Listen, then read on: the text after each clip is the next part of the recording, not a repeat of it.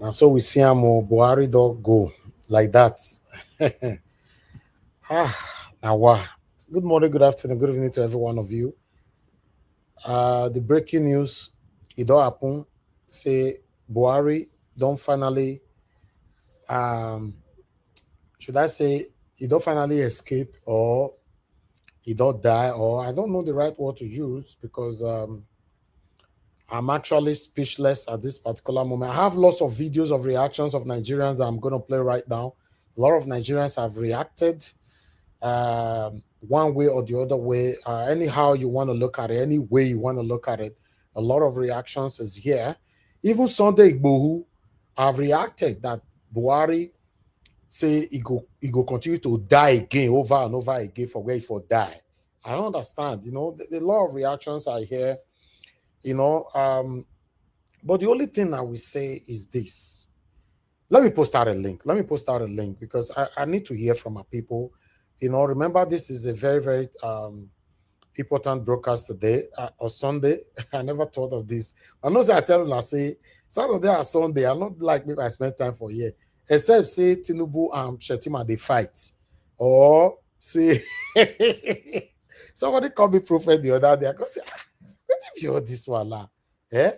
Anyway, let me post out a link. For those of you that want to join the panel, on the comment section, just click on the link. A link, we are streaming from 8 channels right now. A link is only posted. Okay, let me post it on everywhere. Let me just post it everywhere. Yes, so my people, Buhari docked by a lot of reactions. Good morning, good afternoon, good evening to you, or mother of all mommy diaspora. Good evening to you, mommy.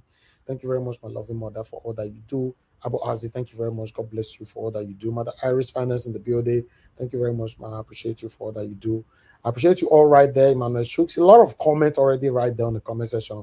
Currently, we have over 800 people watching us across. Please press on the like. Not forget me, not go they cry for say Buhari don't die. You can't forget to like or share our video or even subscribe to our channel. I just want some of you to learn today. I have a lot to say on this though. Yes, a link will be posted. I just want some of you to learn today that nobody will live forever. It doesn't matter if he was the former head of state, former president of Federal Republic of Nigeria. My concern is that he was a human being. He is a human being. So you yourself listening to me right now, you are a human being. There are some things that you yourself is doing today that is not proper. But you are doing it because you think you're on top in your own area and all that. Listen, none of us will live forever. The kind of life you live today is very, very important. Buhari, say you want die now. Opportunity for you to fix Nigeria. You failed woefully. You did not fix the country. I don't understand. I think that the same way person they sick bed, that's when you can do right. Because you are not too sure when God Almighty will call you, right? Or when you are old, that's when you will do right. If you are lucky to get old, you will do right because you are not too sure what will happen next. But it's only in Nigeria we see people, fact. No say as they talk so now the man just die 4 p.m. this afternoon, this evening for London for here. So I would like to calm down, but I would like to focus more on the people than Buhari himself. But I'd like us to take people's reactions. Let's start from here. Fellow Nigerians, wait in the midst of this morning, let us understand who died. Najibri died, Abina Buhari died. In the 4 years, 4 whole years, 9 days take traumatize us. Jibri versus Buhari. So where Aisha Buhari now, let's see her come and tell her. Be like say, now the only person who will tell us the truth when it concerns federal matter. Now Jibri with the man now, Abina Buhari. We don't want a station where tomorrow they'll come and tell us that it is Jibri that died. Buhari is still in London. Let us know. Nothing will pay me past this death. Say, na private hospital. Do you know the amount of money that has gone down? As a former president, it will still be Nigeria that will be responsible. Or our money where they Jibri Buhari hand. Now they take bed. Politicians, yes, share. Make una do well. Asiwaju Bola Ahmed Tinubu, my papa, you have seen it now. Do well. Infrastructure. Whether na Jibri, Abina Buhari, that is the only question I have in this video. the only president that is doing well is the president that will build infrastructure. The rate at which we travel for medical is too much. We cannot even trust our own medical system. We cannot trust our medical system for anything. Now they carry this man, go private. I can imagine the money in pounds. Come, Chelsea Naira, I can imagine. And I will make sure that I investigate the hospital where this Baba Pai.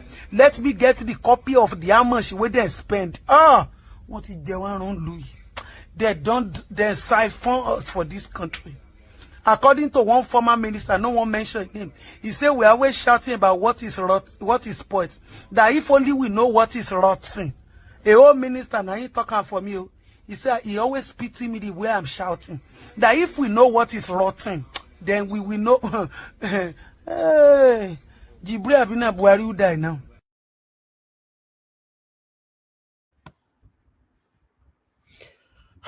That question, me no know one answer, but let's continue. Wow. Say we supposed to decry by me. Abi Buhari don't buy. Buhari no buy for Nigeria. Person we carry our money say they bring presidential hospital. Person where we shout from January to December for 4 years to build hospital. Our own president can't go buy for. No be another government next for London. He buy for private hospital in London. So now like this, we supposed to do national crime. When we are telling you people that you don't know who will be affected. Share all the power, security, emergency flying is over now. Tinubu otikuba ilonsin. So my Baba Jagaban, make una do the one we go favor everybody. Don't be the one we go favor una alone. Tinubu don't buy for private hospital. The pie no concern me because pie na pie. One day we will every die na die. I've always said it. You dey go, you dey travel, they kidnap you, they pie you, na die. You dey your house, straight bullet come meet you, na die. You be president, build hospital for us, take care of the masses. You say here they pay you, then go do bone marrow transplant. They spend all the national money on you. Now you are not in power. Pie don't buy you. Now we not say you should rest in peace. Me sympathize with anybody because now our money they go still take do national burial now. Buhari don't buy. And you go buy for private hospital. No be say you buy for British government hand. You see it? Politicians, you see it? The power of greed and vengeance. Now, they'll be saying this president better pass this on down. The only president will go good. Now, person that will build infrastructure for your country. Now, I cannot condolence anybody. I cannot sympathize with anybody because masses too are buying every day. Some people don't buy for general. As they born some people, they don't buy. Some people need medical attention, they don't buy. So if Buhari buy, it's all well and good. At the age of 81, you know that. This is not insensitivity. This is anybody. We are all affected. No matter how big or how small you are, we are all affected in this crisis. How can a president of a country go and buy in another person's country? Donald Trump no can receive medical treatment for year. All the one where they say King Charles sick, King Charles. Wow, they not bring and come Nigeria. Now they carry on a 2-legged they go. They push us, make they carry our 2-legged they go. See somebody like me. What they would have just used an equipment to check. They want to open my brain. I reach London, then carry just equipment, check. Say, madam, you don't need a brain surgery. We can check. Now, president don't buy. She make her they cry now. Be make her enter Daura go greet them.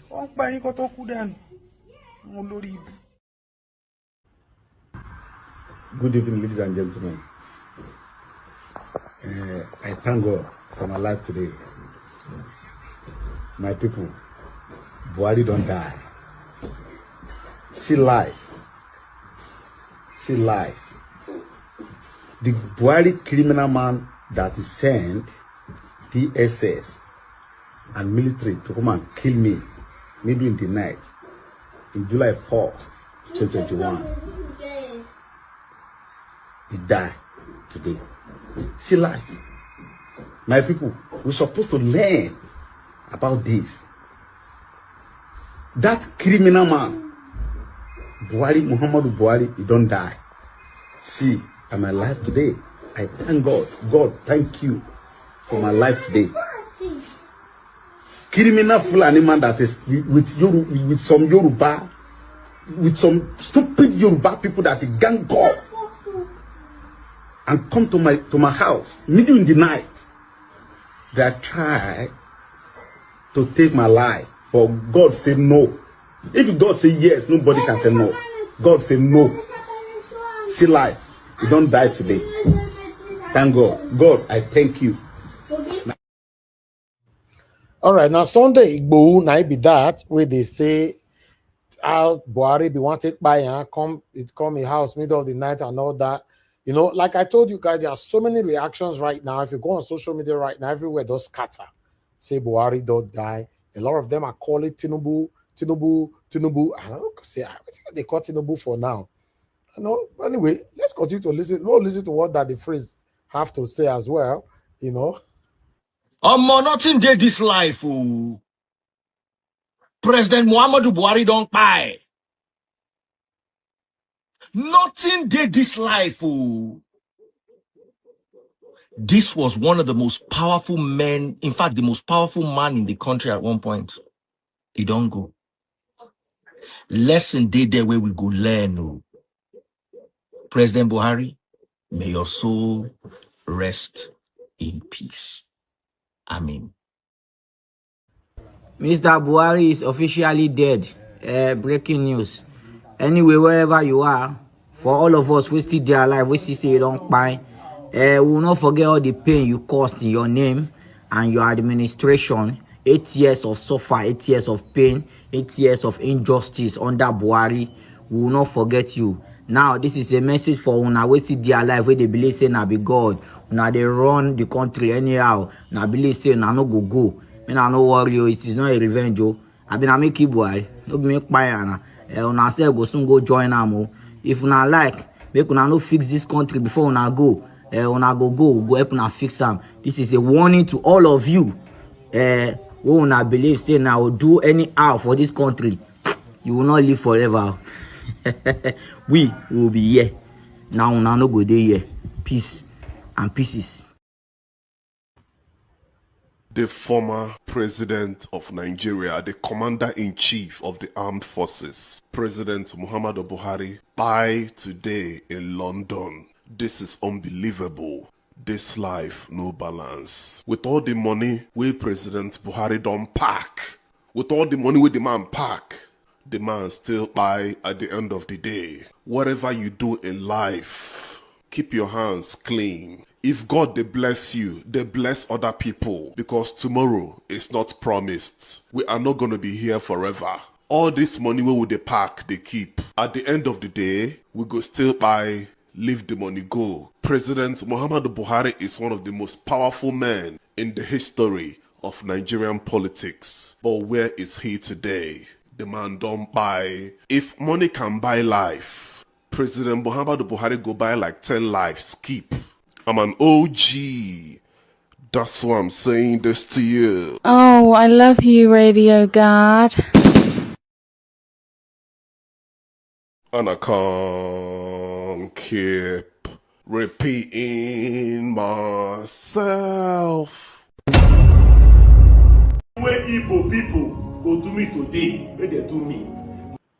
Anything where Igbo people go do me today, where they do me. Masnali Kanu, I will expose you today. Enough is enough. So you there for prison. Anyway, first of all, no worry, make una calm down. Make a tell una the reason why Buhari die. The updates don't come aside. I did die for London. The thing will happen to him. Make una calm down, go tell una everything. This life now opportunity. When God give unto you, use am well. Everybody go die one day. You go leave all the property, your wife, your children, everything will make you punish other people. You go leave everything for this earth. That's all I be. Now for this country, one young man talk say he don't tire of this country. They put her for prison up to today. The young man there for prison because say the man talk say I have tired for the punishment of this country. Just like now, first time we billionaire dey rule us as a president, Tinubu, wey dey say he build Lagos, but Mr. President no fit build one good hospital for Lagos there, wey be say if the rich dey sick, they go fit go take care of themselves. You know dey. If any of our leaders just sick small, the next thing na abroad. I still say abroad na where God dey. Na man build abroad. You see, anyway, Buhari don die, they say they sick. Normally, if anybody for this country now, these big men, they sick, the last opening they get now for abroad, you understand? So many big men don't pass away for abroad. Everything happen. Some people see them as good news, some see them as bad news. But one thing's for sure, everybody go die one day. That car, that property, that money where you be say, you dey try to achieve for yourself now, wey make you dey punish other people, you go die live one day. Nothing dey for this life. It's appointed for every man to face judgment. Buhari don't face judgment today. Now, he don't face judgment today. He don't stand for front of Allah. Tell Allah how he dey bless Nigeria, how he dey do what's good for this country, how he dey favor us. He go tell Allah today. That be the good news or bad news we dey today. Everybody go die one day. So for Nnamdi Kanu again, we dey for prison. The man we arrest him don't die, and I pray may God allow Tinubu find peace in you, and they release you. You don't to suffer, because the more day they break, every man they close to that death. The more birthday you celebrate, you are close to your death. That pikin where they born today, as that pikin they grow, they hold the come. Best way born now, they close to your death. You see, so I pray may they release Nnamdi Kanu, may he go enjoy with his family before God will call him. The only crime that man commit, he say, I have tired of the wickedness of the government of this country. Let us go. They put her for prison. Up till now, he dey for prison.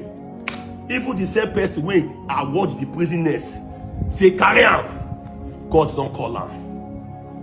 You see, I will say weakness how they take release him if it make sense. But now, who make them arrest him now? God don't call him. It is where Buhari are happy. Rest in peace. May the good work what you do for Nigeria speak for you. May Allah celebrate you today.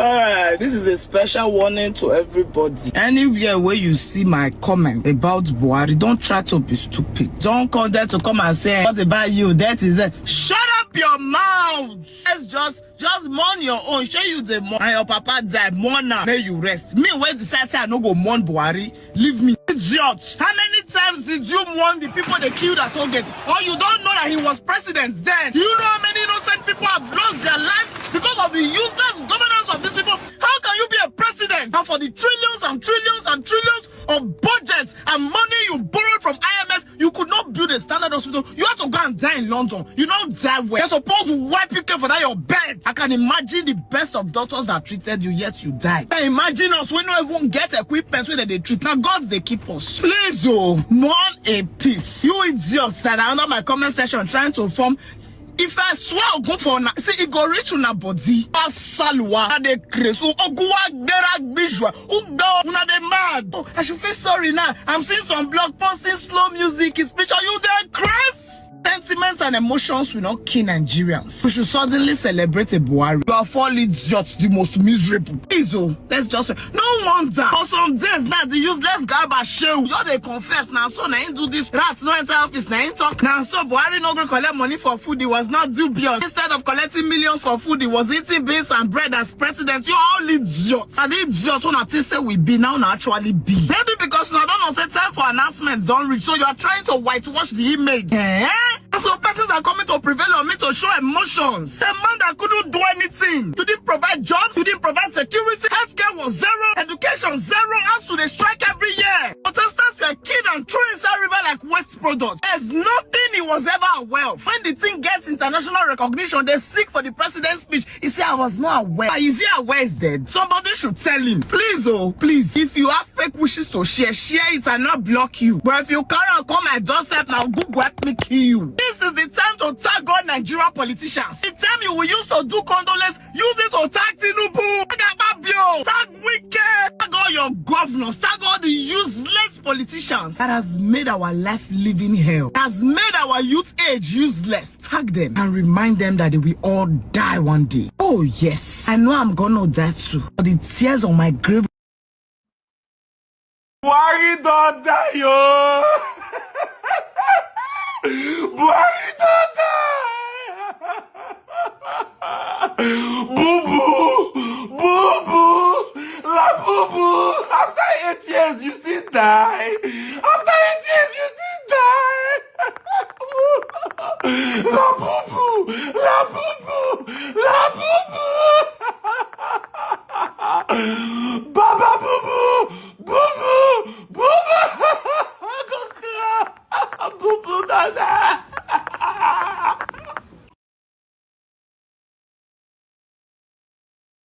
I say, Mr. Problem. I just see online now, say former President Buhari saying don't die, you understand? He says President Buhari die, I beg. Make we just gently say rest in peace. Everybody say rest in peace. I don't want to see anybody for this internet. They write long letter. They say, oh, during his time, he was this one, he was a good man, he was so caring to the nation, this one, just to, because, you know, say one thing about Nigeria, when wicked person die, when bad person die, we go to do all this and respect the dead, you understand? Because we don't, know, say that person no try when in their life, oh, that person get wicked mind, oh, but because of another fear, made that body no slap on her. When I come the right letter, may he say rest in peace. He was such a good man during his time. He was caring to his family. He was caring. Make nobody write good thing. You understand? Just rest in peace. It's okay. Make nobody talk bad thing. Make nobody write good thing. Make we just live a neutral for our politicians. You understand? We know say these people they're no good. You understand? Just because of that thing, when Africa then they talk say respect the dead. Everybody just rest in peace. Is okay. I don't want to see any politician or any politician picking when they write, oh, goodbye, adieu, papa. Hey, such a wonderful man, such a gentleman, such a this one, such a that one. I no go want talk the things him do. We make people suffer, you understand? When I go on it's like all those innocent,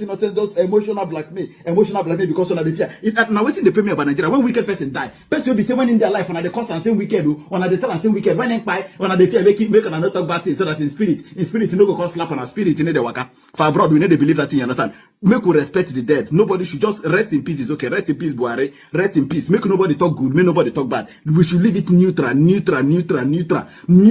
want to see, if I see anybody come for this internet, they write long notes, say a presentation to the late president. Such a wonderful father, caring man. He had Nigeria in his heart. God go punish you. Just leave it neutral.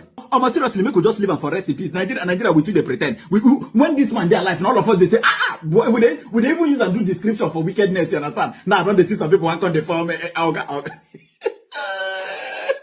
We sabi fear with the fear spirit, with the fear spirits, no slap us. So that's why we don't want to talk to.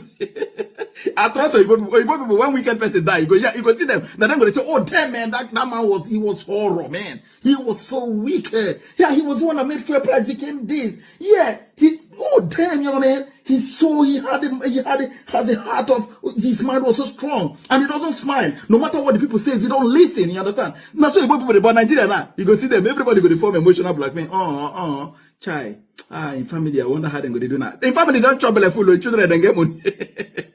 All the money when they TV, children they hold, then do okay. Rest in peace. May God grant in children the fortitude to bear the loss, you understand? But make you not add any lie, make you not add any sweet thing. Just rest in peace to any politician waiting for Nigeria. They don't deserve good or bad, you understand? Because of that, when they say Africa respect the dead, it should just end and rest in peace. But rest in peace. God go bless your family. God go give your children the grace to take bear the loss, you understand? To take bear. I know say your children don't feel hungry for this life. Like every Nigeria, they're hungry, you understand? I dedicate this song to you. I say rest in peace. In Jesus' name I pray. Amen. Ìjọba ọ̀run gbèlè wo mi gbàgbọ́ máa jẹun bàbá sẹ́ gbèmí olóṣì ó tí mo ní wèrè mi yóò gbàgbọ́ máa jẹun bàbá sẹ́ gbèmí olóṣì. Baba, like I said, rest in peace is okay. No add any sweet thing, no add any bad thing. Adieu. All right. We have lots of reactions, but I will give opportunity for my panelists to speak as well when it gets to there. But if I say people will see the inside bush, they also, hey, God. If I say the guy with they want to talk, I don't know who they speak Yoruba. Sorry, Aunsa make a call interpret this one whether not full and they speak. For inside bush, I know the people why they talk now. Listen to this. Alaikum masu kallon mu a yau, inna lillahi wa inna ilaihi raji'un. Yau mun tashi da babbar rashi na tsohon shugaban mu General Muhammadu Buhari da Allah ya wa rasuwa. Maza sun faɗi, to Allah ya ji kansa, Allah ya masa rahama, Allah ya sa inna mu ya zo mu cika da imani. Kamar yadda kuka sani sunana Abubakar Adam Rais wanda kuka fi sani da AA Rais. Kuma nakan ɗora abubuwan nishaɗi da ilimi a fejina, amma in abu ya tashi na magana nakan kokarta na ga dankar mu a baya. Kuma ina ta jan hankali wa mutanen arewa masu followers kaɗan da masu followers da yawa da su san me suke yi kuma san me suke yaɗawa, domin ita mutuwan nan fa ba a shirya mata in dai ana kwance. Dole sai ka buɗe idanunka ka yi wa kanka faɗa. Mutane ne da muka rasa a waɗannan shekarun, mutane masu daraja. Allah ya ji kansu, Allah ya musu rahama. Hakika duk wani musulmi da yake duniya da na arewa ga baki ɗaya mun yi babban rashi. Kuma wallahi mu sani cewa ni da kai da ke masu kallo ba mu san yaushe za mu mutu ba. Yanzu haka in yayi alheri to yana can yana jin daɗi, in yayi sharri kuma yana can yana amsawa. Kuma shugabanci da kuke gani wallahi ko akan gidanka ne sai Allah ya tambaye ka, bare a ce akan kasa. Abu ne mai hadarin gaske, kuma muna kyautata masa zato, muna fata Allah ya ji kansa. Dan Allah mu zamanto mutane masu tuna mutuwa, domin zai ba mu daman mu yi abin da ya dace, zai ba mu daman mu yi wa kanmu fada. Mun yi rashi sosai, wasu daga cikin malamanmu da 'yan uwa da abokan arziki. Babban son da za ka yi wa mamaci shine kana tuna sa, kana masa addu'a. Ba wai abu yake bukata a gunka ba face ka masa sadaka da niyya mai kyau, sa'annan in ka tuna saka masa addu'a. Da yawa kuma daga cikin masu kallo mun rasa iyayenmu, to muna fata Allah ya ji karrai, Allah ya gafarta musu, Allah ya sa in namu ya zo mu cika da imani. All right, I don't know who will interpret that one for me, but everybody are reacting right now. I thought I should bring that in. They pray for him now. Okay, you the year. They pray for him. Not be their own gas. Okay. But nice bush that one there, be. That bush now, one of the militants, the others ones now. Oh, anyway, let's see if we can wake him up. Let's see if we can wake Buhari. All those leaders will be militants. They are all in the bush. That's one of them speaking now. Okay, all right. Let me see if we can wake Buhari up. 1 minute, Everybody wait. Let's see if we can wake Buhari up now, because the way in your take go like that, there's a question that's supposed to answer. Tinubu, are you there? Help us to see if we can wake him up. Buhari!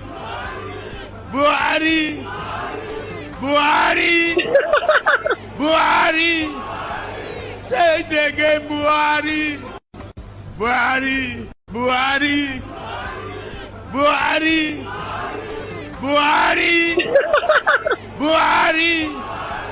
Say it again, Buhari! Nnamdi Kanu said something about the death of Buhari. Say Buhari don't pine since way back since 2017, if I'm not mistaken.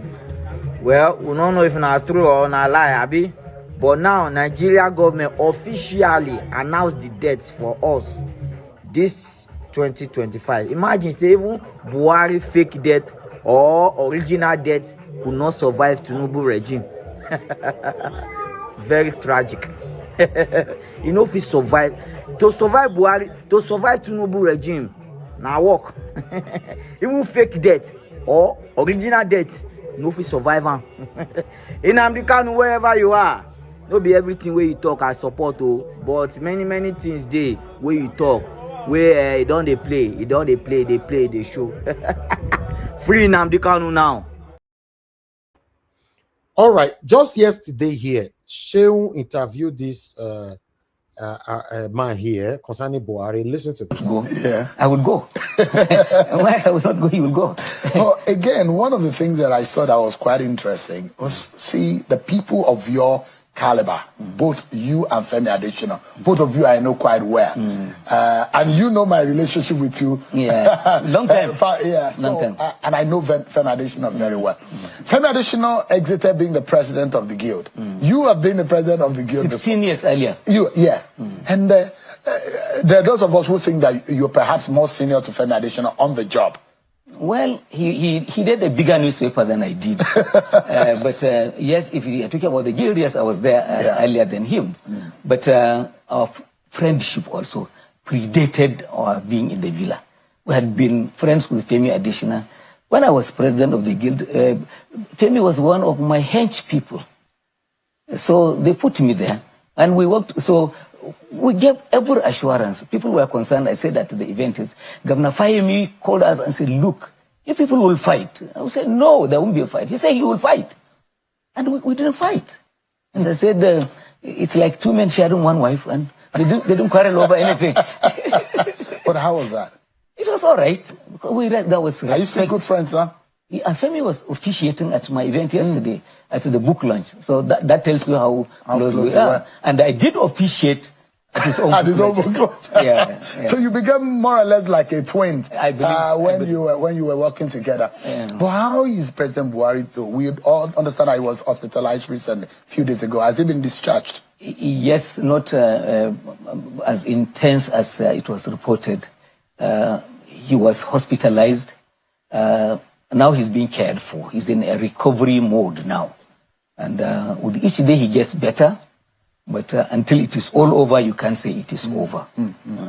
Hearts with him, and we hope that he fully recovers. Because that man looked like a brand new man after he got out of office. He looked much better than before he became president. That's true. I mean, I wonder, is there something in Daura and on his farm that the man eats or feeds on that makes him look absolutely different?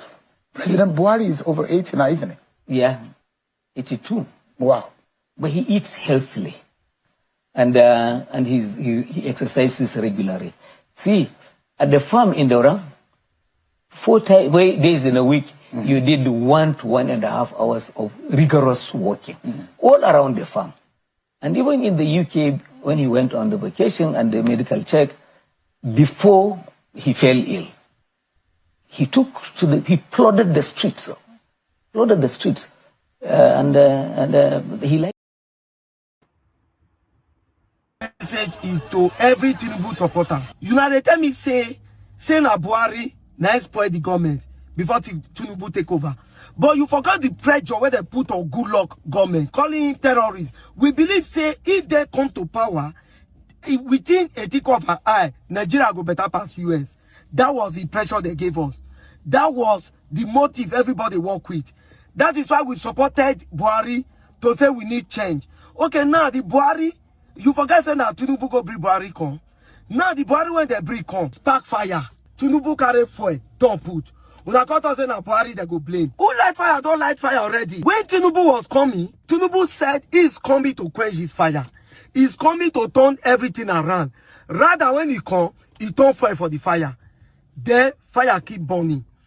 I remember briefly where when Buhari was leaving, everybody was saying it. Nigeria is sitting on a time bomb. And Buhari said, these people will mix me. Now, before Buhari talk that thing, Buhari know what he see when he talk that thing.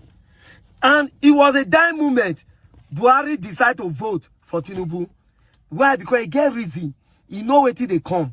Immediately he come from the very day Tinubu was appointed as the president of this country. From that day till now, Nigeria never remained the same. That suffering continue. Tinubu has a choice as a president of Nigeria to quench that fire, to turn things around. But he refused, rather to bring poverty to Nigeria. Then when you talk, some people come out, say they be Tinubu supporter, because they talk, say, why go blame Tinubu? Go and look the rally, 2012 rally. They were insulting Good Luck, insulting Yaradua, insulting Obasanjo, including. Why? Because the season of Obasanjo now bring them in. So, if you they blame Buhari, Tinubu will bring Buhari in. What do you want to talk concerning that? May we get this thing straight, or else may we leave this matter today. See, make I tell you, Everybody, all this why they say that they support Tinubu, so all of now they support her. Election they come, Mona they wait for money. This suffering all this way, now small. Now we they see. Akpabio don't talk say 2027, nothing like political party, no election. So we they talk, if I say we where they talk, we don't know why we they talk, we don't know where they come. Guy, if you know what is coming, now your voice go high. You see, this one inside they shout, now your voice go high past my own. It's just that you people are not informed. Okay, just look at electoral reform that everybody is clamoring for now. No block is posting it. Nobody is saying anything concerning that thing. Why? Because you don't need to talk now. How which he dress like woman wear wig. All the social media, it's all of now for don't post them. Now for the rain. So because the guys making sense, so we should come out for electoral reform. Everybody now we drop back. See, let me tell you, these guys where they with the online, they cry, they shout, nobody is hungry. Let me tell you, nobody is hungry. But it's just that we see what is coming. We need to prevent it, or else our children will suffer this thing. The way our father relax, we keep suffering from this same problem. That is how our children will suffer from it. We they shout now. Now they tell say this government of the day is bad. It's not helping the situation of this country. When they come and say, we quiet. When the time reach, now I go cry, now I go suffer. I don't feel cry, I don't feel suffer anything. Now I go cry. That time, we go know who his voice go loud when that time come. That's just the truth. You see why they say fear God? After fearing God, fear the life you lived. Because even if karma no reach you for it, it will wait for you, for up above. Whatever religion you might be, whether you're a Christian or a Muslim, karma no dey respect religion. Respect to the dead. President Muhammadu Buhari, may your soul rest in, I don't know, maybe peace, as the Lord wishes, because during your time on earth, you didn't give us peace. We that God created, you didn't give his creation peace. So it is safe to say that we wish you what the Lord wishes you, what Allah wishes you. Because even as a northern Christian, I believe in karma. I believe in hukunci. In ka ci uban mutane, kai ma za a ci ubanka. Ko anan. In ba anan ba, in ba a kama ka anan ba, a lahira za a kama ka. So, well, this is all I have to say. Just like I said, we wish President Muhammadu Buhari whatever Allah wishes him. Yes. I can't wish him bad. If God wishes him Al-Jannah, no problem. There he goes. We are here on earth, left to pick the pieces of our lives after the mess that these leaders have made of our lives. Breaking news. President Buhari as spy. This is a message to President Bola Ahmed Tinubu. Bola Ahmed Tinubu, you see say your mates, they don't they go overboard. They don't they go. All the money went on the park. Everything when they do, when I no go carry and go grave. Now you don't buy. Within the 24 hours now, they go put them for ground, everything go end. So it's just a message. Whenever somebody buy, or now when they do the masses one or two things, when I remember, say one day when I go buy, when I no go carry anything go, when I no go even remember whether when I even get money or when I get cars or when I be president. Always see your life as a mirror. That someday that mirror will be blackened. President Buhari, above all, to me, I will say you better pass President Bola Ahmed Tinubu. May your soul be filled in the spirit world. Rest gently.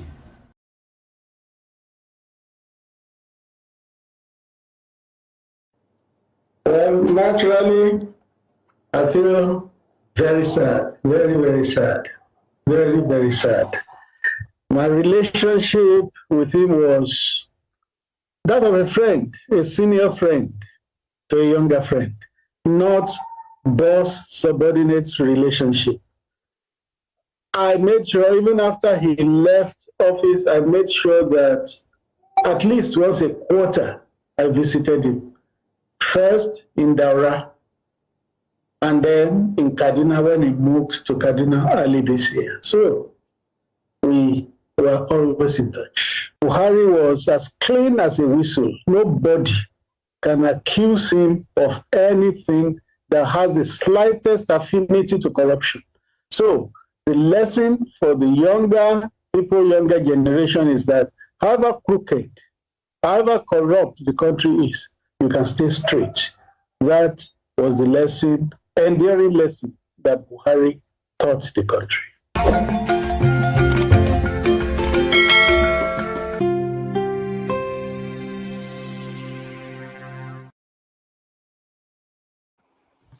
Now, wow, this Buhari matter.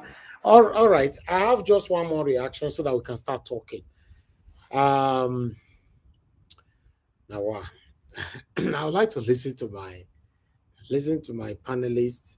You know, after this video, maybe before I'll give more submission to this. But guys, Before I say my farewell, to this. Say my farewell to former President Buhari.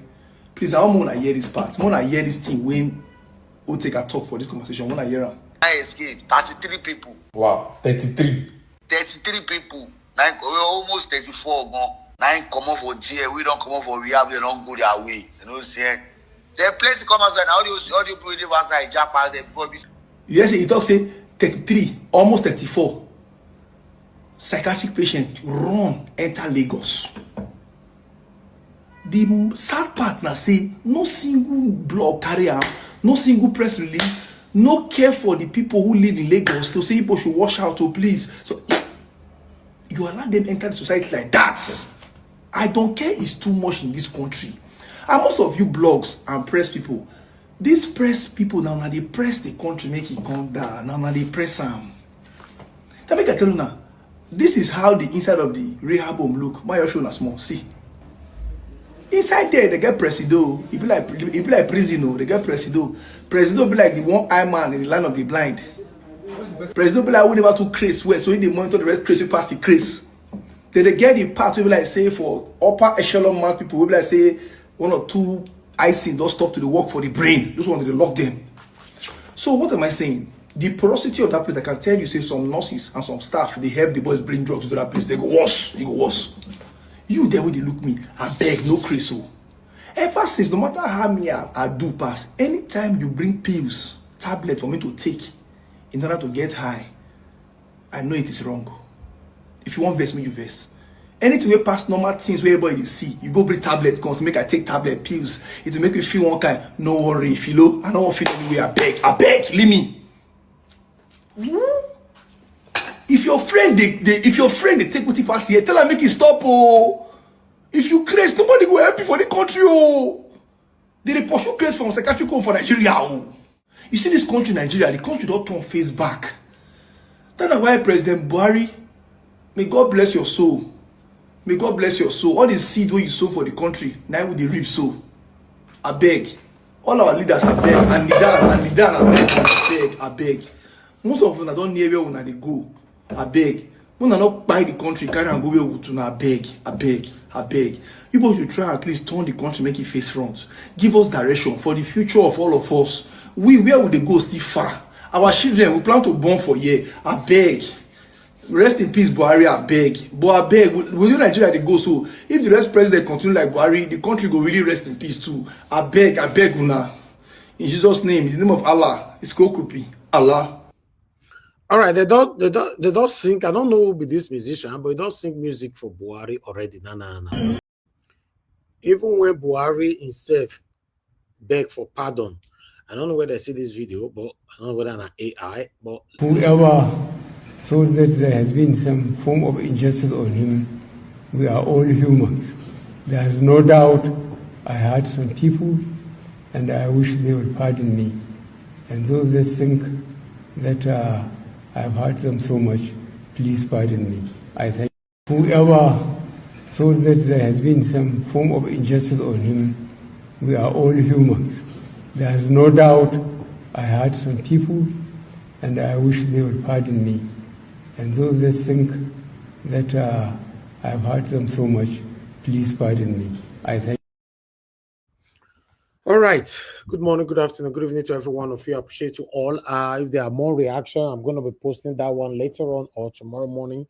But yes, and so we see this life. Yeah, we all already know that death is inevitable. This is why I call on everyone to live a good life and leave a good legacy, good footprint every day here.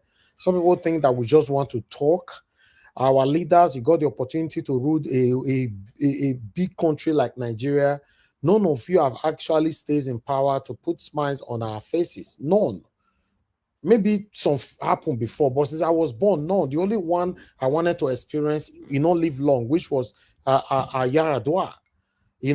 So it's sad. As long as you already know, anyone listening to me right now, as long as you already know that somehow, someday, whether you like it or not, you will die. So what kind of life are you living today? Is a question. To be honest, it's a question. Okay, can Tinubu change now and start to be the best president ever that have ever happened to Nigeria after the death of Buhari now? Or I don't know. I don't know. Let me hear from my panelists. I appreciate you all. Mr. Jonathan, it's good to have you on the show. Thank you very much, sir. Please talk to us. Yeah, Mr. Evans, I greet you.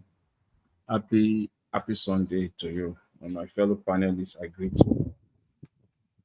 God bless you all greatly. On the diaspora, welcome. Happy Sunday. God bless you greatly. I greet all my fellow commenters and callers as well, prospective callers. God bless you all greatly. Yeah, we thank God for life, First, let's thank God for life, God has given us life to see another day.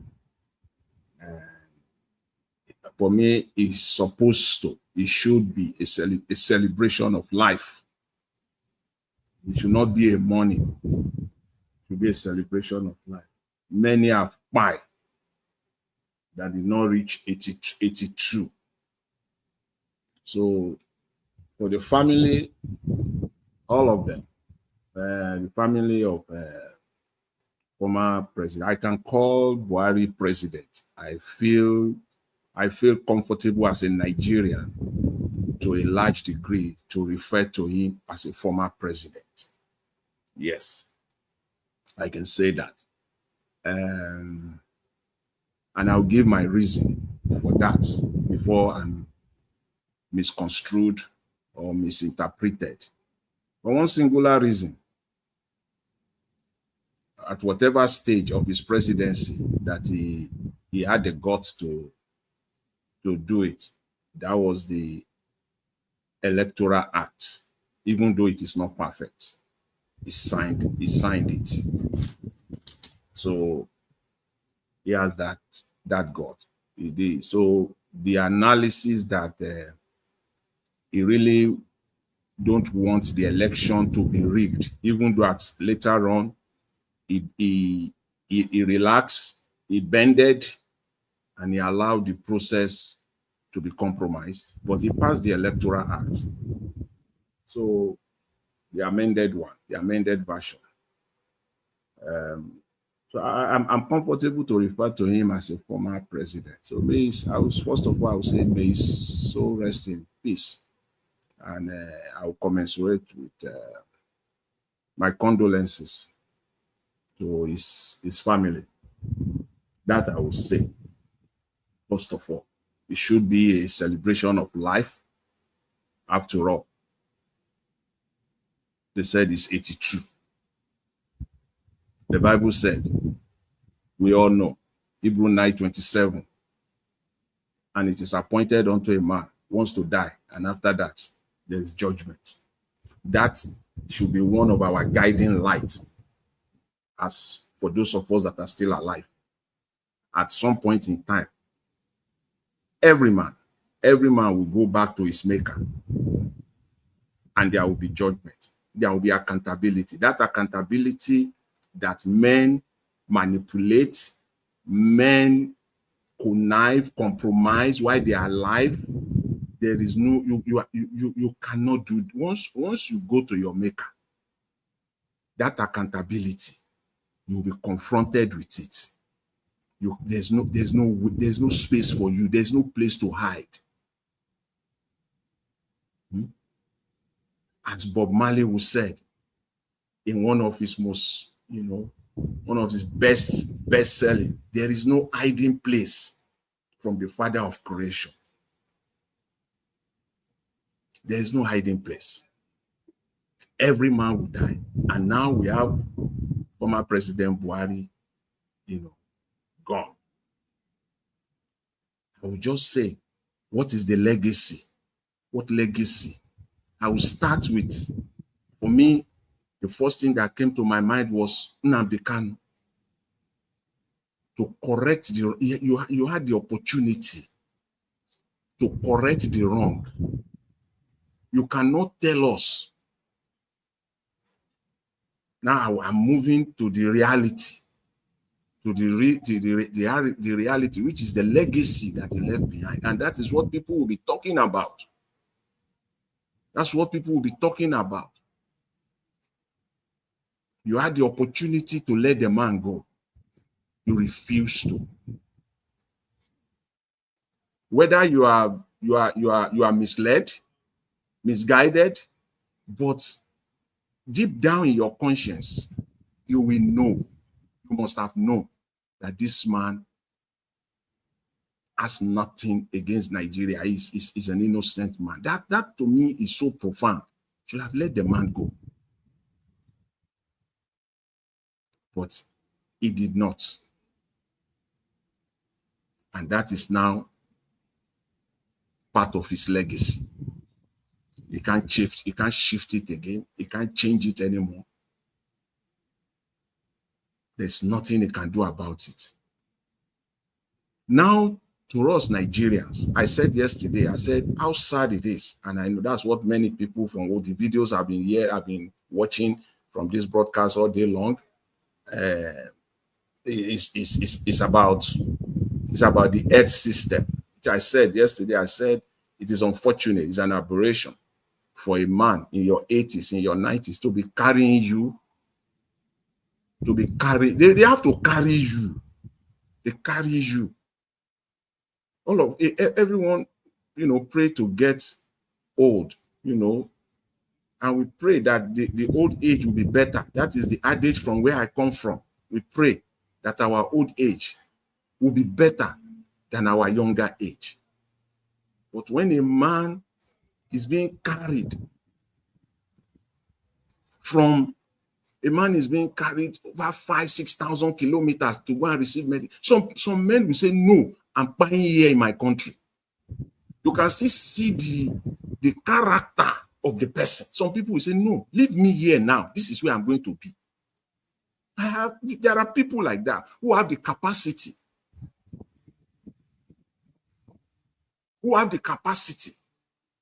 Even from within my own personal family, people who have the capacity, who said, no, I'm not going anywhere. Don't take me out again. This is where I'm going to buy. But they still believe that one way or the other, they can still manipulate it. It's terrible. That is the I saw there. Maybe I can still manipulate life. What do you want to? You cannot hide from God. Can still manipulate life somehow. Just get me there. I'll get better. I'll still come back.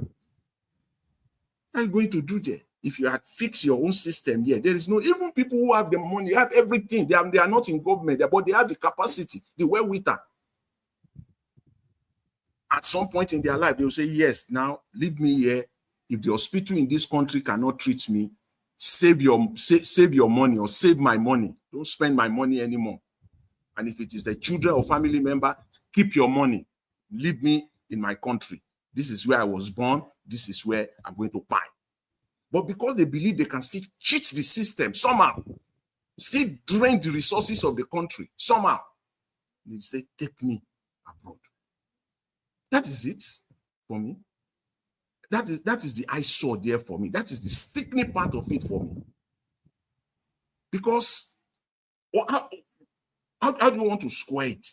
Even, let me tell you, it was propaganda all his presidency. Yes, propaganda all through. Propaganda and death. When are we going to stop these Nigerians? This is insanity. Propaganda when he was alive. People are still manipulating. Because I can say from my own brain, my own, you know, I don't know, from my own assessment. I don't know the reason why Shehu Garba had to come out 2 days ago on this interview. I believe that perhaps the man had pie already, but they always like to rewrite history. The man had pie already. Why Shehu Garba came out less than 36 hours ago, but they are now announced that Buhari pie, so that they can rewrite and reshape history. They are not fed up of propaganda. Propaganda when you are alive, propaganda when they pie. What is that? You fed Nigeria with lies and propaganda all through, and they never stopped.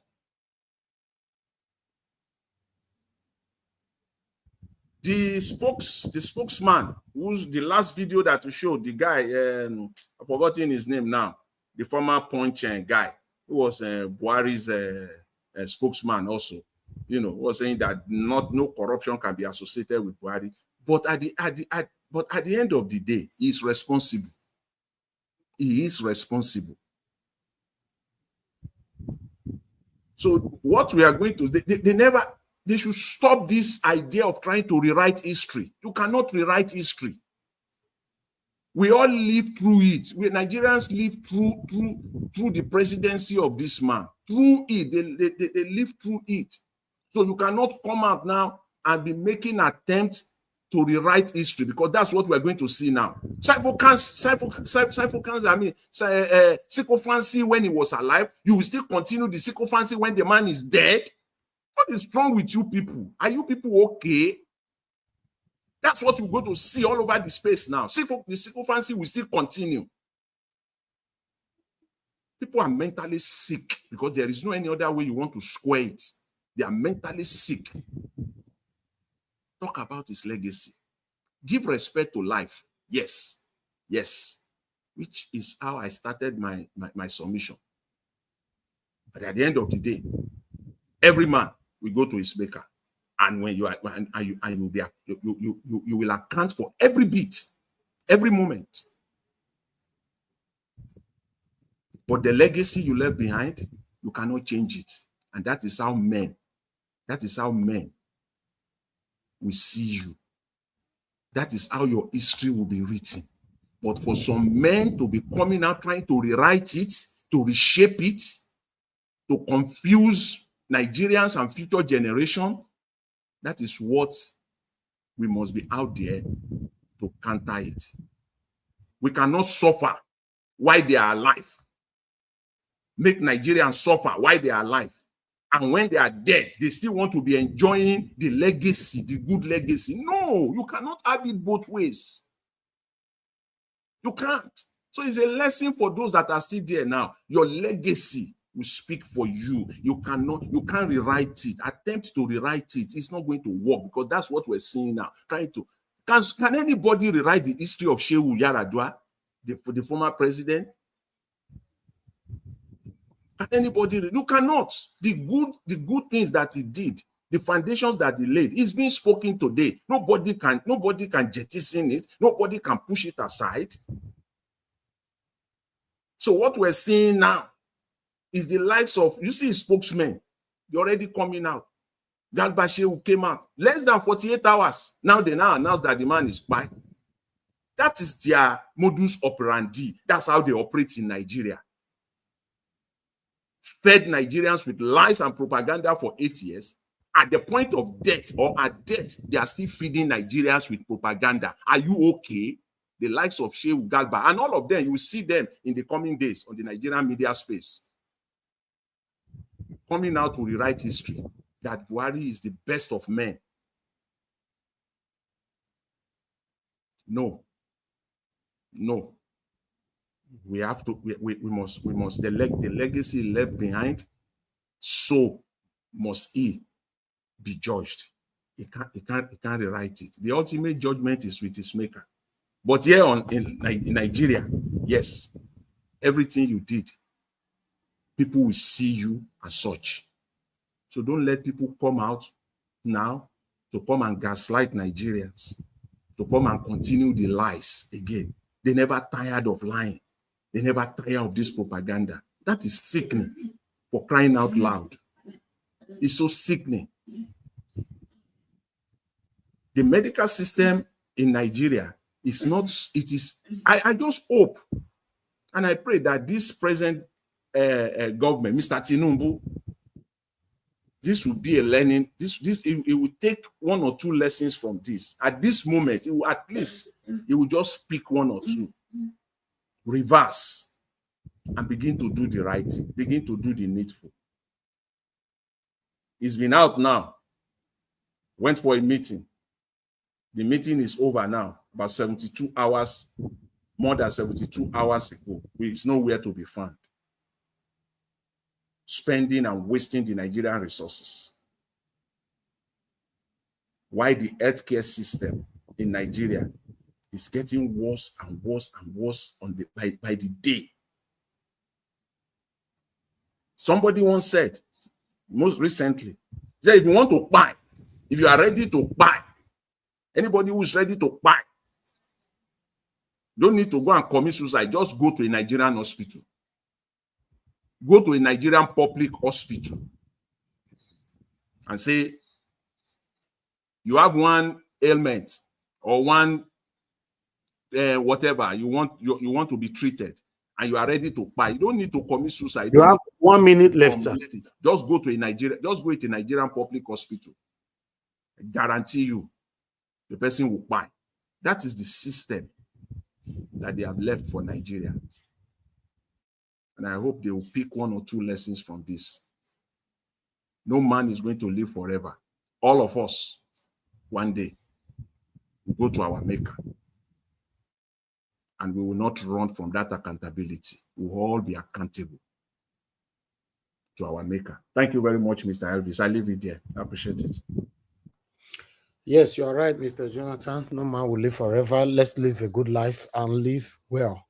That's it. Thank you very much, sir. I appreciate you. Those of you asking for a number to call, the number is on the screen right there. Let me quickly take some call before I move on to Madam Patricia. If you want to call in, be quick on this. You can only call WhatsApp number in case you are new to the platform. If you want to call in, be quick. I believe some of you watch us behind. That's why you don't call in on time. We have Tony Africa already on the phone. Thank you, sir. Good evening to you. Please talk to us. 2 minutes. Sir. I don't greet you already at the comment section. Thank you very much for the job you're doing. I'll be vindicated. You know, now it's time for Ijagboro. Ijagboro now got a fight because back then, Madam Adamu Aliyu, aka Ushomole, threatened them that he would tell them who is in the state house if they try to remove him from APC. Then the Tinubu also threatened them before he made that special speech, Emilokon speech. He did threaten them also. So they have played the game, hide and seek game. This time around, now that they have gone different ways now. Those people, them El-Rufai, all these people, all of them, they are about to release this gas. They want to start to a point. That's why they are trying to come out now. You know what I'm saying? So this is the game this people love to play. You know, this is why I said that I keep saying, I'm on record here for, insisting that this man is not alive, that he died because, if a president is alive, you will see him doing some activity, one activity or the other. We did this saw Buhari for the past 8 years. And then in 2 years of his administration, this actually worked. There's no doubt about that. Because my family also voted for Buhari. My brother Friday was always, praying that, they don't let Buhari come and make the letter come, When he came, he was doing the right thing. 2 years down the line, he went, then he died. They start to say allegedly or whatever, you know what I'm saying? So this time around, now the time for this gutter fight has, now that the ADC is being formed, people that are forming that, ADC, they are about to expose themselves, in the gutter. That's why they are now looking for a way out. It's very painful that, like I keep saying, if they don't solve Buhari history, now, some few weeks ago, I still called in to say that if they don't solve that history, Nigeria is not going nowhere.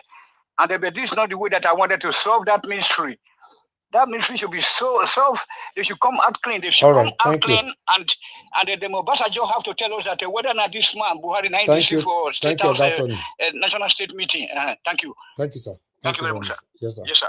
All right, so listen to what Oga Tony is saying. Before I pick another one, some of us might look at it in a different way. But my question is, how come Buhari's wife, Aisha Buhari, did not appear anymore for the past 5 years or so, if I'm not mistaken? Even the day was handing over to Tinubu, I don't know whether he did there. I don't see him. This woman have not actually affiliated herself anymore with her husband. What happened? That question needs to be answered after this call.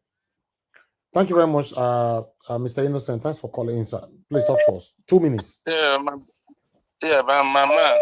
Thank you, sir. Good afternoon or good evening. Good evening, sir. I don't know what time it is in London. There. You have 2 minutes, sir. Yes, Thank you. I've seen your posting and all that. This is nature. Now look at what this guy now. He is coming back in a box from London. Remember when he went to kidnap Nnamdi Kanu? Send them to kidnap the guy. Brought the guy here. The court freed him, and then it was for him to now release this guy. Even he mentioned that it would be a political solution, but he refused to create that political solution. Until now, he's gone. This is for me, he gets what he deserved. He didn't, for that guy, how they are punishing that guy for nothing. The next person is this man. What is his name? The current president. He better release Emefiele, no matter what. Even if Emefiele did anything, they should just take him to court, try him. If he's found guilty of whatever they are holding him for, then let him serve. But for them to leave him there, punishing him for nothing, the same way they are punishing Nnamdi Kanu, I don't know. So I mean, it's okay. He's gone. He's gone. Everybody will go. We will all go one day. But like you are saying, and everybody's saying, it's better to do the right thing when you are alive. Exactly. Because you go one day. So I mean, I'm not, Thank you. It's not that I'm concerned about that. Thank you very much. Thank you, sir. Thank you very much, sir. Thank you, sir. Thank you, too. All right. Madam Deborah, thanks for calling in, man. Good evening to you. Please, Hello? 2 minutes you have, Madam Deborah. Good evening to you, man. Yeah, Sunday to everyone. Let me just a quick one. Mr. Elvis, I want to agree with you that since after that time they said that Buhari passed away that last time, the body, the way the Aisha Buhari has been behaving is I mean the puzzles don't add up. It looks more like something that is planned. To me, I want to agree that it's because they are fighting each other now, and they are beginning to see that their secret is going to expose. You can see that Shetima is fighting with Tinubu. They all did that conspiracy together, and they know that a lot of things are going to be exposed. That's why they are coming out now to say, oh, he's passed away. I don't believe it one bit. I don't think it's something that happened recently. I might not be 100% sure, but if you really look at the situation, you will see that it looks more like a conspiracy, just like something that they planned, and they're now saying that the truth is going to come out now that the northern oligarchs, the Fulani oligarchs, are fighting with Tinubu. Probably they are seeing that some secrets are going to come out. That's why they are just trying to cover up. Then I want to say something. It's not against what Mr. Jonathan said, but to say Buhari did one good thing by doing the Electoral Act, by passing it. Well, me, I will not equally give him credit for that. What is the essence of doing something and then you didn't allow it to work? It's like putting a law and then the law is not being, it didn't work. So it's more like something that is not, it didn't work. Assuming after passing the Electoral Act, they allowed the election to be done the right way, but not after doing something and at the end of the day, you didn't even use it. It didn't work out like the way it's supposed to. So I'm not going to give him credit for that because it doesn't make any sense. So they still rigged the election. They didn't even follow the Electoral Act the way it was said. So me, I will not give him credit for anything. And for like for me, I don't think Nigerians are going to forget in a hurry everything that man has made Nigeria pass through in the past years by bringing these Fulani headsmen to terrorize the country. People are not going to forget that. And well, for if it is true that this happened now, which I don't believe that it's happened now, I strongly believe that there's a cover-up. So that's just my own. I believe strongly that this is just a cover-up. It's not something that just happened now. They're just trying to expose what they have covered up for the past few years. Thank you so much, Mr. Elvis. Thank you very much, Mother Deborah. God bless you, ma. Thank you. Yeah, thank you, sir. If all these submissions say not true, so the body with Tinubu order made the carry come Nigeria, who come inside the cup? And when they want bury her, I will say his wife, Nothing go dey inside. They can bury anything there. Nothing dey inside. If they want bury her, his wife not go there.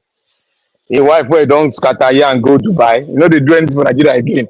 She don't run. You know the last time the wife appeared was when he was trying to board that aircraft to leave Abuja. That was when she last appeared. And apart from that, she has not appeared again.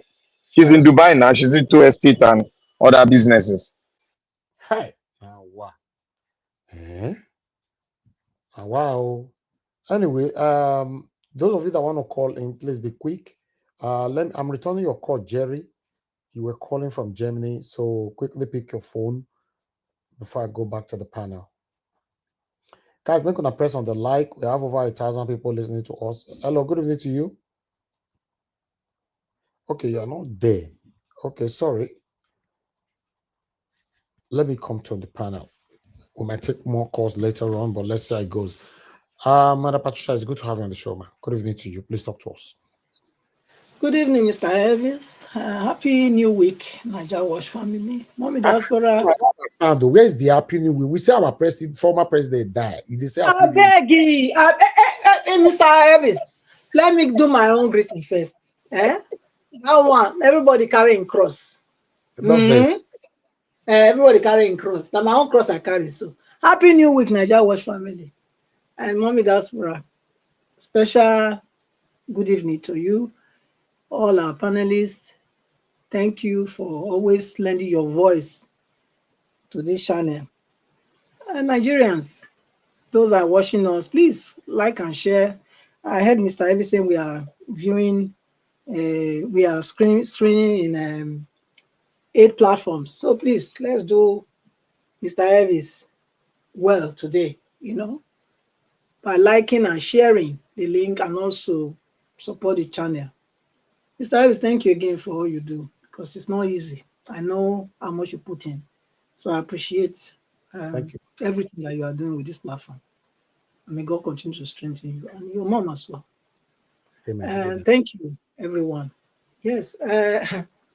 Elvis, I'm not going to give any commiseration or condolence. So, I don't know. Anybody who say that they respect the dead, may they respect the dead. But many Nigerians spy under this very man. Okay?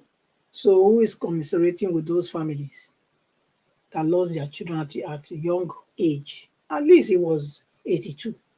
Abi, they say. Oh, because if you ask me, probably Buhari not be they die again second time. Oh. If you ask me, I believe say Buhari don't die long ago. The Bajue way they do us. And now they want to try to put the case to rest. And now they try to do so. So I don't understand how Buhari could die again. We don't first die. We know who did it since now packaging. So make Nigerians not feel disturbed about them. That's so rich, because if you look at, compare the Buhari when we know to this Buhari. Is he in character or in action?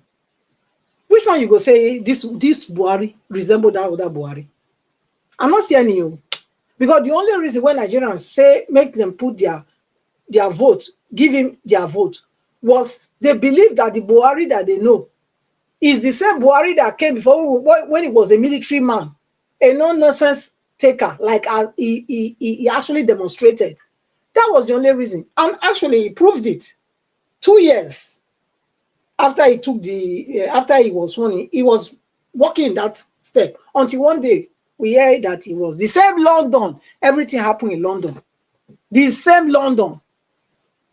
The same this London. So now this same London that they go, Chatham House, go discuss the Nigeria, go report how they want to take better Nigeria life where they know they better. Now the same London, now we for year, say they sick. Now so he did there. Before we know, we hear say he die. Before we know, they say he not die again. No. Now so we can't come when we can't see. Now new Buhari we they see. Buhari will be like 18 years old boy. They run it up and down, you know. So I don't know whether I will say condolence or whether I commiseration, commiserate with the family. I don't know what thing to say because the mixed up, the whole thing is overbloated already and very confusing. Yes, it's so much lies. I think 2 days ago, I want to also say, yeah, Mr. Jonathan, I agree with you. 2 days ago, somebody came out and he was trying to rewrite history. So, can we say that this Buhari, where they present to us in IBD, but Buhari, the new Buhari, when we see, because they run Nigeria life for the rest 6 years, can we really say that he is the one? Because 2 days ago, they came out to say this, you know, they were trying to rewrite history. Are we not sure that he don't buy that time? Are we not sure? Or can we also look at it from another angle? That since Agbado is not playing ball, the North is ready to spill thunder and fire in 2027 election against Agbado. And Agbado know wetin transpire. Maybe it's a way to get him off the way so that their secret will not leak. That's why they are now pretending that he's dead. If I was a journalist, if I was in London, I would take my time to find that hospital and go and ask questions. I'm telling you, I would have done it. I would have done it. I would have become an investigative journalist by force. Because I want to get to the bottom of this thing. Because it's always happening in London. Madam Professor, it's not possible because that's why they were in according to them, they took him to private hospital. So there's no government hospital that can verify this. Okay. Now they tell you so soon as Badway, another Badway be this one. So now Badway be this. This one do you take? Now they do so. They won't do us take again. It's up to us whether we will let them or will they begin the, you know. For me, that's why I say I don't know whether I should commiserate or to say condolence. Because for me, na boogaboo story. If they mean say him true. Why they bring and come, make them look even this man when they see so. Where they put this what they call him what's it called? Oxygen mask in his face. That Buhari be this one. Now be this. God help Nigeria. They said na so they talk him. Okay. This man look like Buhari. Where they look at? He look like Buhari. This man look like Buhari. No, make we look the face now. Look in face. Look him. Now all day because this one will be AI generated because you can't see him. Okay. I beg you. Oh, now leave me. That's why they say I don't know whether I will commiserate or whether I will say condolence. None of them will come from me because me, I know if you buy this story. I know if you buy them. I'm really, really sorry about it. I cannot buy it. Nobody will take me to that stream. Yes. And another thing when I also what I want to say just now when I say why escape me. Oh God. I say whether na Agbado, the one thing can take, Agbado won't leak secrets. Maybe na cause this one so, when we dey see so. Agbado won't leak secret of waiting happen. But even if he leaked secrets, it will still affect them because it was he not the chairman, national chairman of APC, where this thing happened. But he believes, of course, he believes saying gets everything under control. So maybe, yeah, since they are trying to throw whether a brimstone or thunder or fire on him, he can do anything. He can come out with anything. I want to challenge them. If they say now Buhari be this, if they say, I want to challenge them. When they bring the casket, make them open and make all Nigerians see, make them see and well for who he is. Because at least if person die, the real face go come out no matter what sickness where the person sick. The real face go come out because that time in body will come, because if he say okay, when the person is in pain and all those things, yes, if he look different a little bit, but when they die, their real face go pronounce. You go know soon that the person be this. It no matter how devastated the sickness devastate their body or their face. You go see that the person be there. Make them show Nigerians openly. Make them open the casket. Show Nigeria the person they carry come Nigeria. That are the challenge that I'll give them. And to all you evil politicians in Nigeria, shame on you. Shame. Now so they go the carry on come one by one. Now so make una wait. I think now so not go do the right thing. Now not go do the right thing, Abi. Now one by one they go to bring una come in cups. More not worry in coffee. Now they go take the carry una come. Wanna go again, they go to inject una more buy because they said they don't care for una. As una say una country not go let una sit down. Now no fit build una country.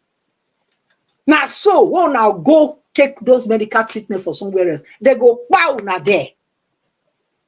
Now so it go be. Now so it don't they be. Now never they see this trend. Now never they see am abi. Okay, una blind. No worry. Make another one go again now. Go whether you come back alive. Thank you. The minimum.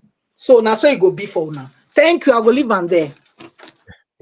Thank you, Madam Pachicha. Thank you very much for your submission. I mean, I'm not going to understand though. Some of them say Buhari don't fed that. Some say now that.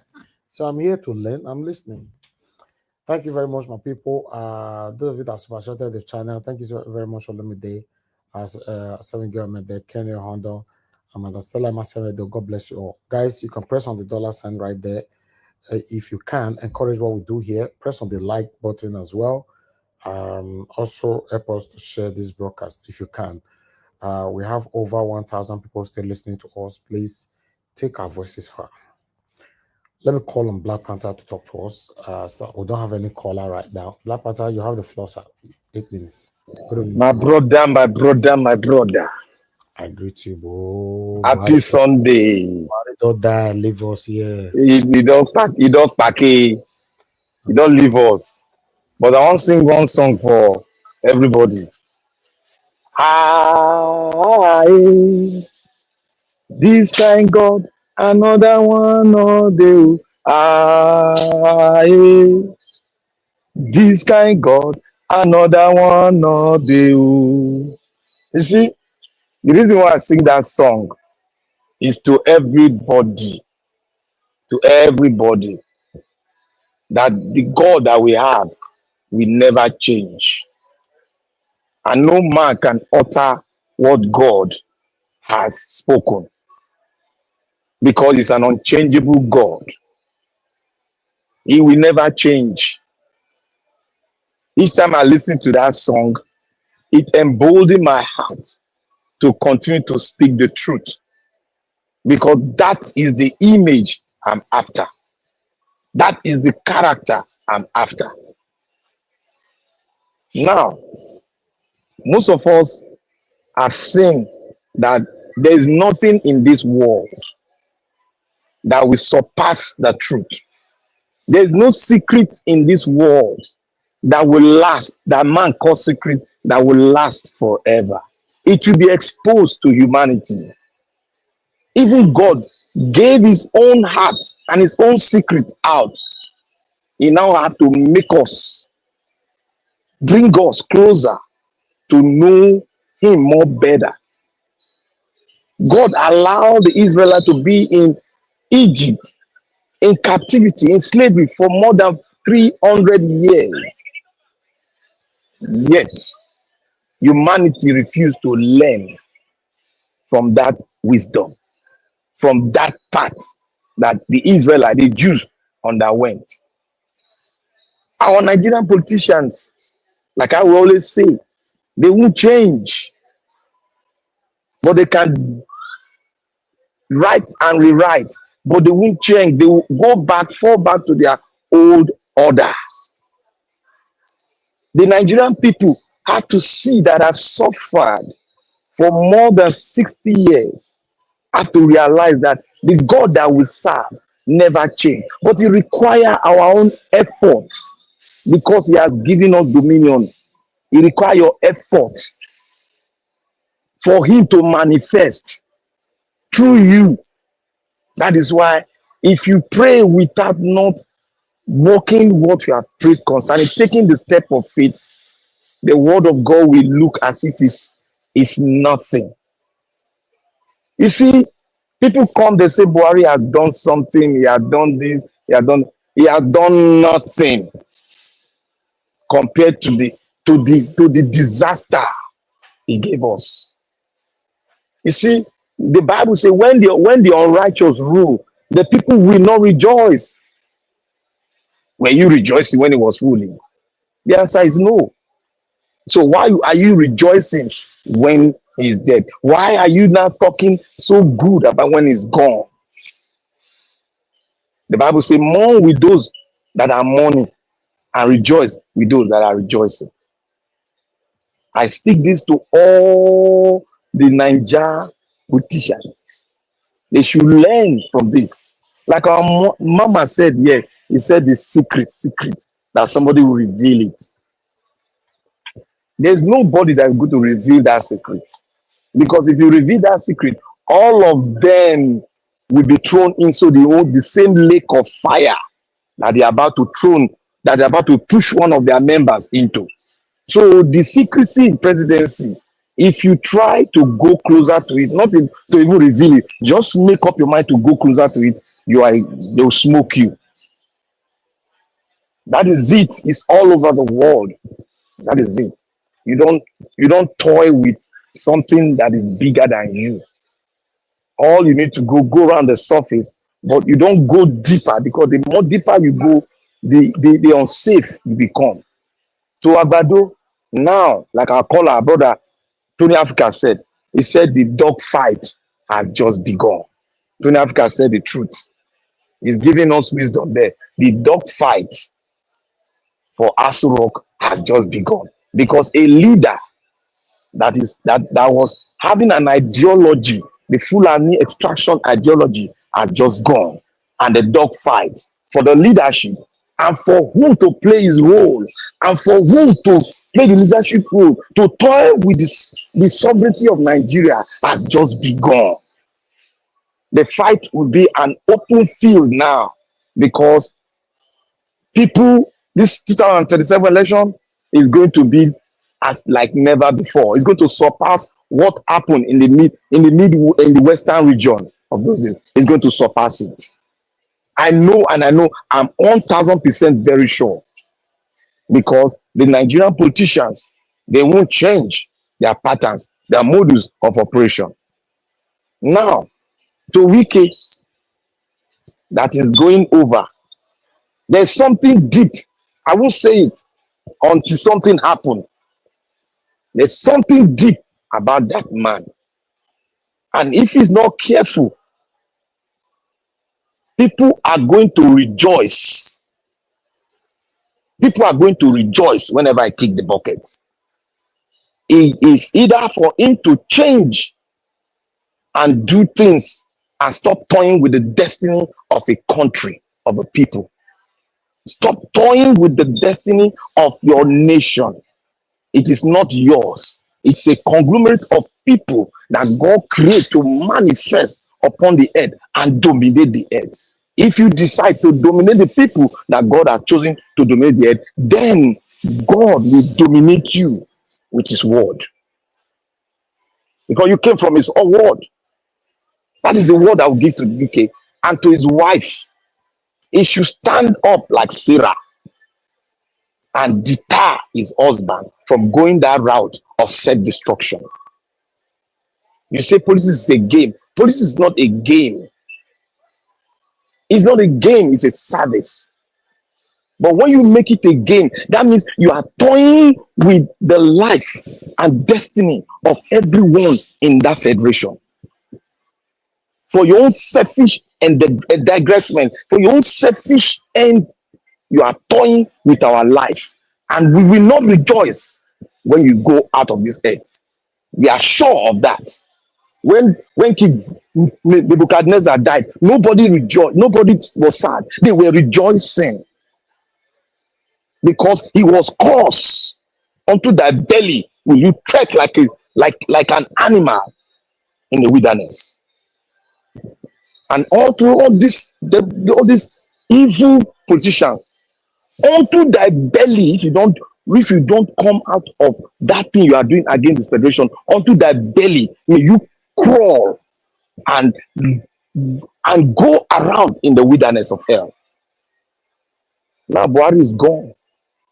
I remember when a British citizen, a white man, was in London carrying a crusade flag. He said the British government, the king or the queen, should reveal who the man in Aso Rock was. If you guys will remember, I don't forget easy like that. He said they should reveal who the man was, who the man Buhari is. They should reveal it to the Nigerian people. They should stop toying with the Nigerian people's destiny. It is high time the British break hand loose from the destiny of the greatest nation in the sub-African region. You should stop it. Let Africa be. Let Nigeria be.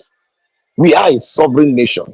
Despite your intruder, the intruder came to take our sovereignty for us for so many years, steal our artifact, steal our culture, steal our tradition. But Africa is the home of civilization, and we are destined to take charge and take control. When the time comes, the bell will ring, and the average African man who are standing shorter than they will stand taller for Nigeria will be above all if we want it to be.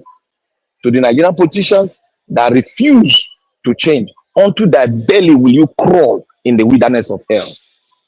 To all of them, let them continue. But Nigeria Watch, there's going to be a dog fight. That dog fight is going to self-consume every one of them. Let us see how the dog fight will go. But I know, by the grace of Almighty God, Peter Obi will come out shining, and righteousness will rule over Nigeria. Thank you, Nigeria Watch. God bless you. Thank you, my brother. Thank you so much. You don't take us go through inside Bible, everything for Buhari matter. All right. Thank you. I'd like to hear from you, Mr. Odowa. It's good to have you on the show. Good evening to you, sir. 8 minutes. Good evening, Mr. Najawash. Happy Sunday. Good evening, everyone in the panel. Happy Sunday to all of us. Good evening, Mommy Diaspora.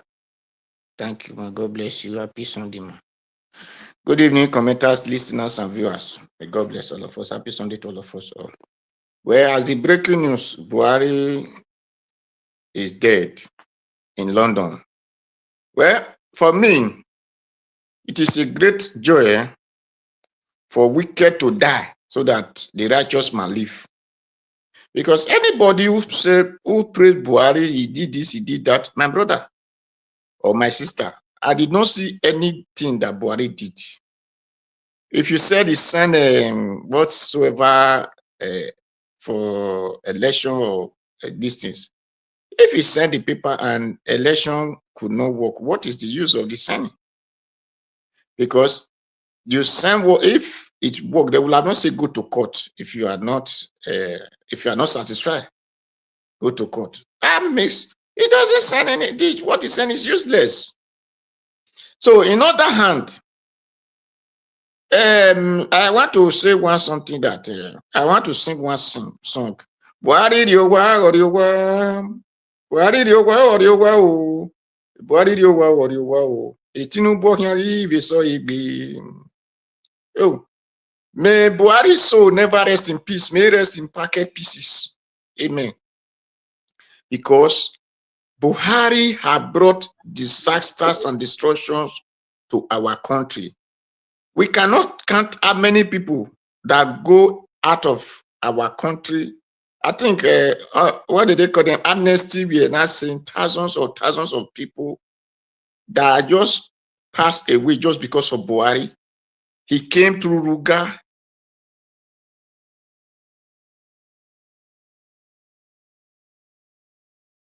Destroying the country. Even Tinubu will not have a little area. They not just focus on only Benue most. Buhari entire the Nigeria, there is no state apart from only the state that will be their own. Even in Daura, there were chaos everywhere. So people tell me such person has any integrity, who came to destroy the entire country, that people cannot travel from a state to another state, even to go from your local government to another local government is a problem. Till today, people are not crying that no food to eat. No food to eat. It is not. That is why at times I will say it's not really Tinubu. Because the reason I blame Tinubu is you were the one who went home and called Buhari. You went to his house and said, let us work together. That means you people are in the same spirit. Because if not, you will have, when he was doing bad, you will have said to him, no, well, this thing is not our agreement. This is not the reason I called you. But because you are the same, that is the reason you never talk one day. That is where they blame and blaming Tinubu on this era that people are crying that there is no food. It is Buhari, because the gari that you will have harvest that time, Buhari do not allow your great-grandmother or your grandfather or your girlfriend or your brother to go to farm and plant it. The plantain you will have be eating now, the cocoa yam, the yams, everything. Buhari drove every state out of their farms.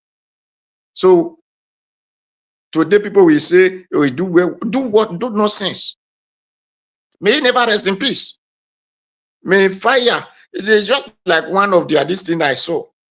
They bury they pour fire on the person. So may fire torment Buhari. May he rest in Nigeria hellfire, physical hellfire, before he go to spiritual hellfire, if that one exists. Because he have destroyed the land. Even if even when he was a military president that they say he worked, and that time I know it was not the one that worked, it was the Diagbon. But coming as a civilian to destroy everything, well, what a pedigree. And what do they call whether Gabashehu? For you to see how light they are. He said his heading now is getting better. He's doing that. Yeah, it's really sure that it's getting better now. For them telling us that he passed away. That shows I really get better. And I reduce here to praise Russia President Vladimir Putin, whatever they call his name. He said, Africa is a graveyard. Now, I think now, as a Muslim, between 24 to 48 hours, they will bring him to Nigeria to come and bury. He said, Africa is a graveyard. When the leaders are there, they have money, they will be buying property in Dubai. They'll be putting the money in Swiss bank. They'll be taking treatment in America and British. No, they'll be taking treatment there. Then they will be going to the other side and go and relax.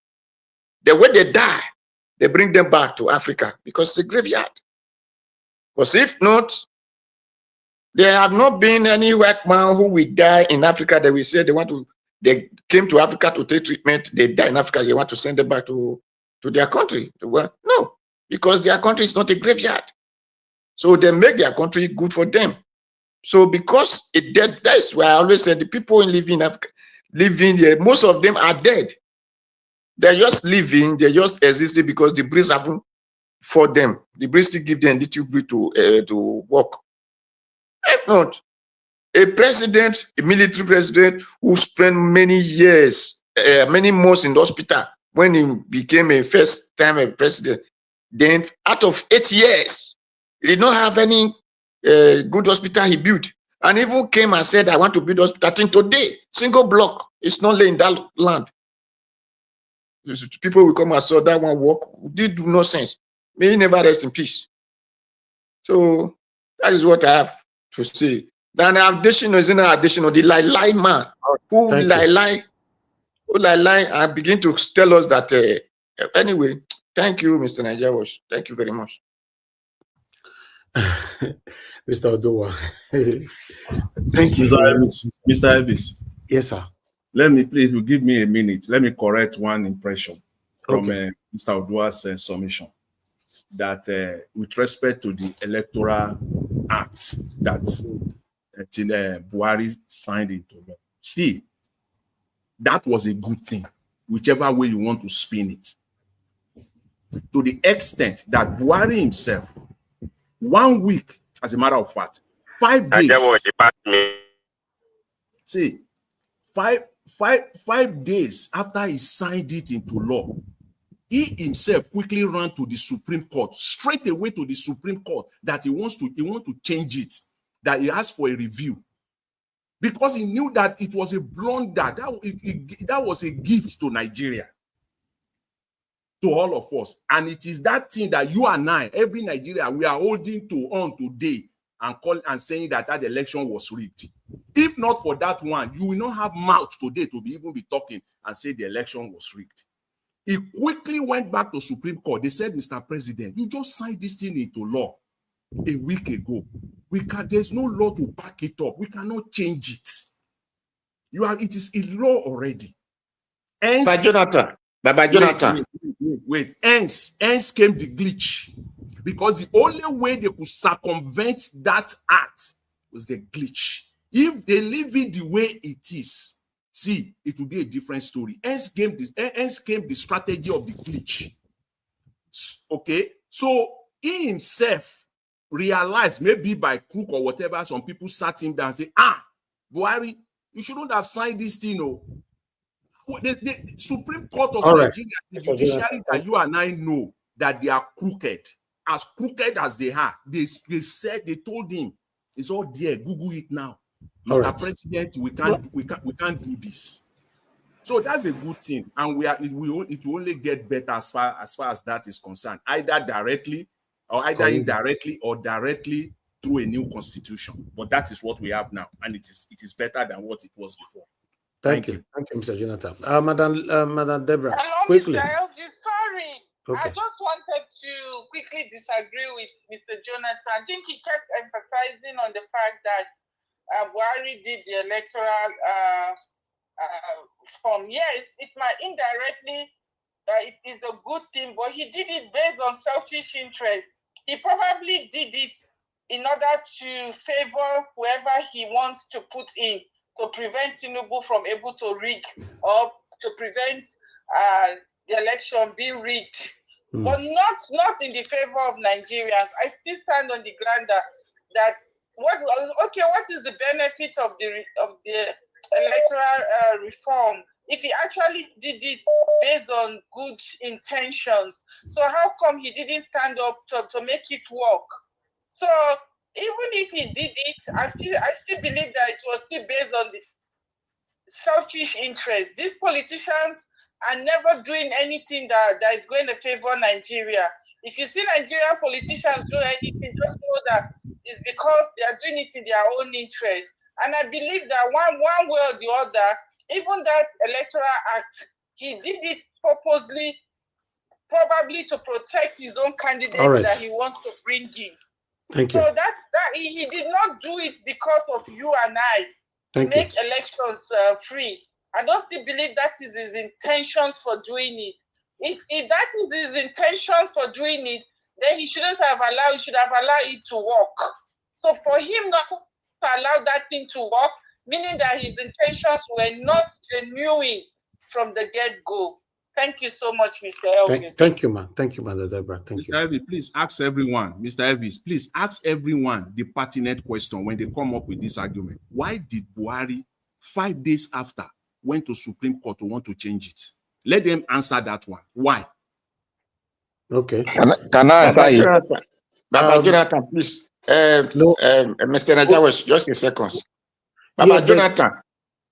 Quickly. Baba Jonathan, you said if not that law haven't come when we shout that Ambassador during a do election for what do we call Osumbo. So it is not that law that make us to say election was rigged. Thank you. All right. Okay. I'd like us to move on. You know, everybody's talking about this currently everywhere. Everywhere is busy for Buhari. Hello, hold on, sir. Hold on. Hello, good evening to you, sir. Thank you very much. Please talk to us. Wait. Hello. Hello, sir. We can hear you. Where you calling from? Yes, sir. Elvis. Yes, sir. Oh, thank God. Me and my wife, we have been looking for the WhatsApp number, so we finally got it. I'm calling you from Dallas, Texas. Okay, sir. Talk to us, sir. You are live. Yeah, thank you. Thank you for the everything that you are doing. Yes, sir. You know, Nigeria problem is not only Princess I'm talking. It's not only these crazy people, Jagaban. Nigeria have a very big problem. You see these people that are complaining, suffering. If election was held today, they will vote for Tinubu. I guarantee you that. I know they rigged the election. I know that, but majority of them still vote for this guy. You understand what I mean? So we will never allow Igbo to rule. Okay, Igbo want to leave. You say no. They want to rule. You say no. So what do you want? And the place where I live over here, government don't owe oil. Oil where they don't owe this individual. If they find oil in my house where I live now, they will be paying me. They will be drilling the oil and they will be paying me every month. Nigeria stick their teeth with oil. That's the problem they have in that country. They are dividing oil money. So at the place where the oil is coming from, those idiots, Bayelsa and whatever they call it, Bayelsa and Delta and Ogoni or whatever, they just keep quiet. They allow these people, if they want to protest, they don't need to go to Abuja. All they need to go to the oil where they are pumping the oil and drag those white people out of there. You see Nigeria, they will shut. Tinubu will go down to his knee, will be begging. That is all they need to. They don't need to go to Abuja. They go to where they are pumping that oil and occupy the place. You understand what I mean? Yes, sir. So what you are doing, thank God we get somebody like you. The other people, I know they pay them. I know all the bloggers. I go to their website. They pay them to be doing what they are doing, supporting this guy. It's only you that I know that the Edo man, Edo person, some of them, if you count 100 of them, you only get like 2 or 3 of them, and you are one of them. The other ones, they collected money. Thank you, sir. And be supporting the evil people.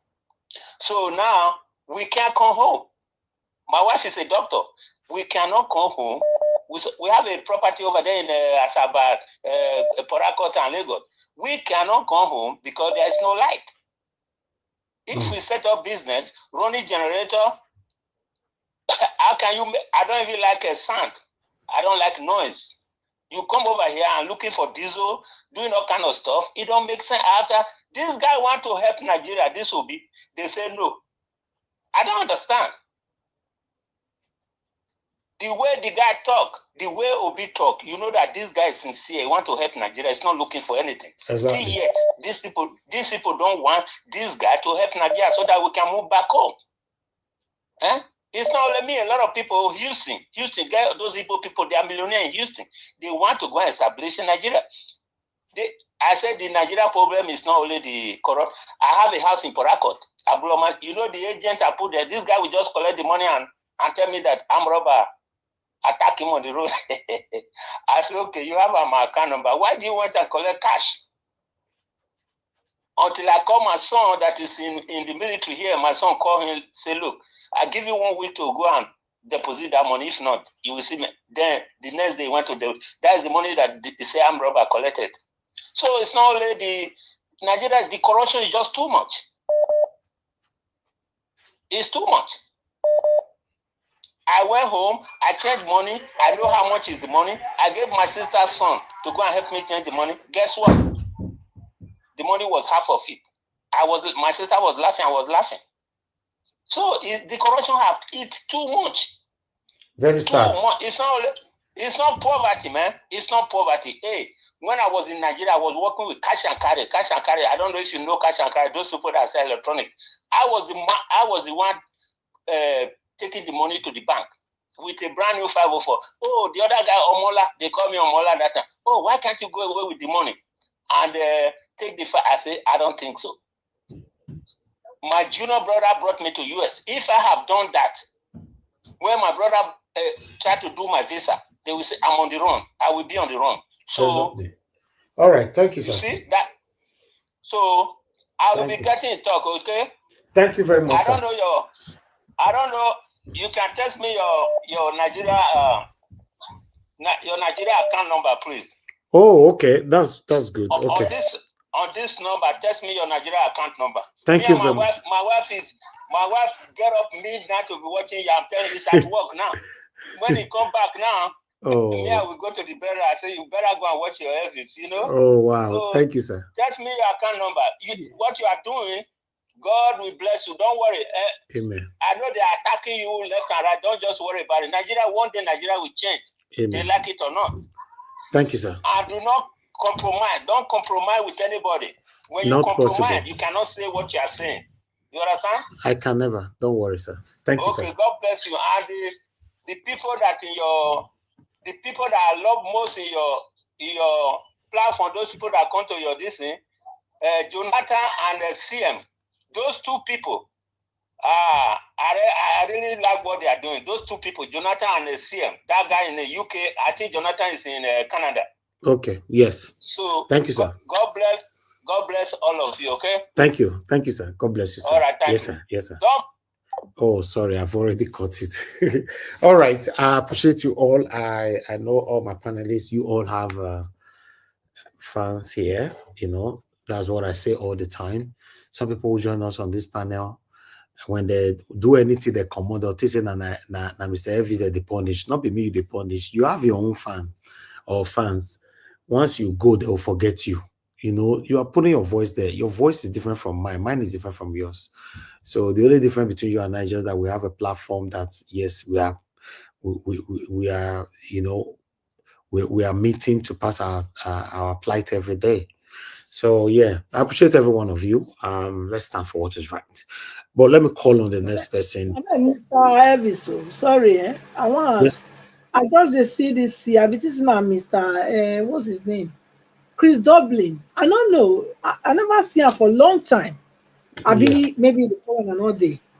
No. He's not been around for a while. He have a personal issue that is sorting out. You know, but I just hope God help him out, and he will be joining us anytime soon. Okay, please give him my regard. Thank you. Thank you, man. Thank you very much, man. All right. I would like to hear from Ogashimize. Ogashimize, it's good to have you on the show. Hey. Where you did since Ogashimize? You don't leave us for streets. Okay, I tell you, Nigeria matter now. They fight Trump. They fight Trump now. They don't fight him. He's among them. Chimeze is among them. Since when Trump win, Ogashimize, you just vanish. Since when Trump win. My brother, the only thing that Nigeria is, I said, let me use one kind eye. I will dim one eye, use the other one, then look Nigeria. So because things that like this issue of Buhari now is, you know, it's not good. It's not a good thing. Let me greet everyone. I greet Niger Watch, family, the panelists, Mama in the diaspora. I greet everyone, the commentators, the viewers. Thank you all. I know I've been coming once in a while, but very soon I will start coming every day. No. Thank you, Niger Watch, for all you do. I know you back in your base. Yes. Yeah, I live in Nigeria. I did London, right? I did UK now, I beg. You won't be buying gas. You won't be buying gas now. Hey, dude. Okay, let's go. You see, one thing, you see, Nigeria is so many Nigerians are so daft. You know, anybody that telling me, oh, Buhari just died, that person is, I don't know. You're not getting it. My leader, Nande Carlo, he already tell us long time ago. It's because of the hatred. Some people don't want to understand that Buhari have died long time ago. Long time ago. 20 what? Is it 2017? Nande Carlo came out on his platform, showcase everything on Max Buhari, but we still Nigerian people sit down on their comfort zone, say nothing is happening. It's a lie because you hate him, because maybe you hate whoever is saying it. If this word come out from someone else or came out from someone else, you could have believed. But some people, hey, no, it's not true. But Nigerian journalists, I put it to you, and media, I put it to you guys. There is a way you would did this thing when the Nande Gallo came out, and you go deep and find out by yourselves. The whole media in Nigeria, no good media in Nigeria, no good media, all of them. There's no good media, no good journalists, all of them. They're sitting around the table as if they are doing round table business. That is not the way. And even Nigerian people, they're supposed to say, "Oh, we want to know how true this thing is." But Nigeria, they keep quiet. The only Nigeria will push to the wall, and they will break the wall and keep going. Even they will lead themselves into the ocean. They don't care. This is very wrong. We should come out right now and say, "Oh, Buhari is dead." Buhari have died long time ago. Come on, man. He has died long time ago. They just come out, to just bring all what they did, the shenanigans what they did long time ago. So they would think that, oh, it's true that Buhari just died now. Okay, all of them know. See, Nigerian politicians, they know that Buhari died long time ago. All of them. They know. They all know. Even this Jagaban, all of them. Tell me, they just cover this thing. They use money to bought all of them. They use money to bought all of them. So all of them shut their mouth up. You know why they give? You know why they give Emiloko the presidency? Because he know everything. He knows everything. All of them accomplish. All of them. All of them accomplish of what happened. But Nigerian masses never ask questions. How this thing? Okay, we have something like this. Okay, how true this thing is? But the media cover their mouth. The media cover their mouth. They don't want to say the truth. They just can't. It's only Nigeria that something will be happening and they will close their mouth. They will just buy somebody and bury that person. That's it. But the common truth that someone say, I said, okay, let me dip into this truth and let me find out. It can travel all the way even from Nigeria to US to Saudi and go and find out. And now they can told you the place they buried Buhari. It's let Buhari never die now. Come on, Nigeria, shame on to you. What kind of country is this? Shame on to you guys. Is it the Nigeria that we'll be fighting for? You want to fight for Nigeria?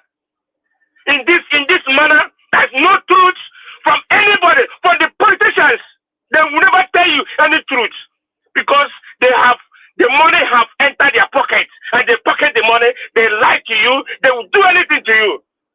And you will sit down, you say nothing is happening. Then you'll be crying every day. You come out on the street, oh, we are hungry, oh, we are this, oh, we are dying. And killing you and keeping you in a hunger. And we don't so bad. It's so bad that Nigerians don't want to wake up from their sleep. Now you will say, oh, Buhari is just dead. He just died. He just dead. Oh, come on, man. Hey, Nigeria. I don't know how did they do you guys this way? Who did this into Nigeria? Nigerians. Election is 2 years, but the campaign already started since the last year. And we will start jumping around. And people that say they have gathered you guys and say, oh, we must vote for Jagaban. Tomorrow you will come out on the street. I beg, or God, give me money now. I'm hungry.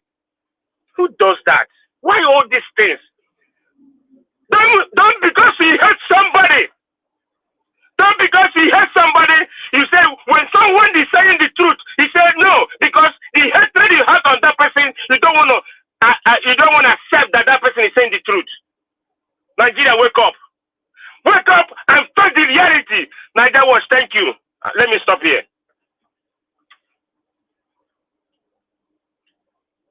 Wow. That your submission, eh? Wow. It shows so don't miss you, not be small. Thank you very much, Ogashimize. God bless you. I appreciate you. Thank you, sir. All right. Everyone on the panel have spoken. I'm going to give 30 minutes so that we can round up, but you're going to talk within yourself. Interjection is allowed. Wait till the chop. I did eat apple. You want to eat? Mommy, thank you. Thank you for giving him apple.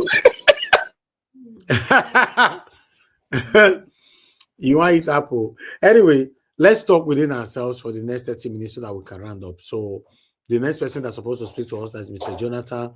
Anybody can now interject, but 30 minutes then we'll round up. Thank you very much, sir. Mr. Jonathan, are you there? Okay, if he's not there, let's move on to the next person. Black Panther, you can start it then. Sir, don't jump me. Okay, Mama. Thank you very much. Abure, I'm not there. You did here, Madam Patricia. Maybe you'll start time. Thank you very much, ma'am. Okay. No, I want to say that the constitution that Mr. Blampata was, Mr. Jonathan was talking about, honestly, for me, it would have been better that he didn't sign that thing. Because number one, there were so many escape routes for the INEC chairman to do what he likes. Because there was no binding law in that constitution, even though they say it's a constitution. Because we all looked at it here. It was said at the end that the INEC chairman has the final say whether he should transmit or he should do it the old way. So it was all a lie, a fallacy, to say he gave us that constitution, electoral law, because the law was vague, very vague indeed. There was nothing mandatory. You can switch off the beavers, you can switch off the beavers and say technical glitch, and then you write whatever you want to write. And that's what we saw. So for him to have that, for we to commend him that he gave us that kind of electoral law, I think that is, I would say, aberration, because he doesn't deserve it. He would have just left it for we to know that, yes, they always rig election. You know, we know before that they always rig election. But if he signed this into law, it was for that rigging to be impossible. That was why the electoral law. But yet, there were so many loopholes that the INEC chairman can still decide what to do, even though when Nigerians have voted. So it was as good as nothing. So I want to agree with Madam Deborah that we cannot give him that credit for that. He doesn't deserve it. Thank you. Mr. Blambadaga. Madam Patricia, I agree with you very, very much in this argument. The reason why I say this, I want to boost that point you made. You see, that bill was never from Buhari. That bill was from the Senate, the House of Rep.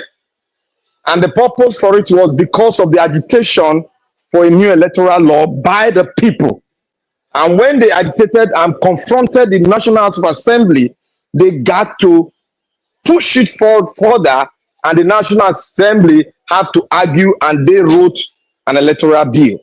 And when they wrote the electoral bill, for the presidency to agree with them for the electoral bill to come onto the floor, it was another argument. Before they now compelled the president to agree with them to bring the electoral bill to the House. Irrespective of that, the first bill that they brought to him, he did not consent to it. They have to take it back, because that first bill was concerning the powers of the umpire itself. They critically pulled out the power of the electoral officers from their hand and gave it to the people. But when it went back, they told the president, they now argued on it, they now put a clause. That was why you saw a clause on it that the electoral officer can either go this way or go that way. Now can decide the destiny of Nigeria. That is what they did. And when they brought it to the House, they told him that if he refused to sign this, if it comes back to the House, they'll be compelled after 6 weeks or thereabout. They will compel to pass the bill without his consent. And that's the power given to the National Assembly by the Constitution. So he had no option.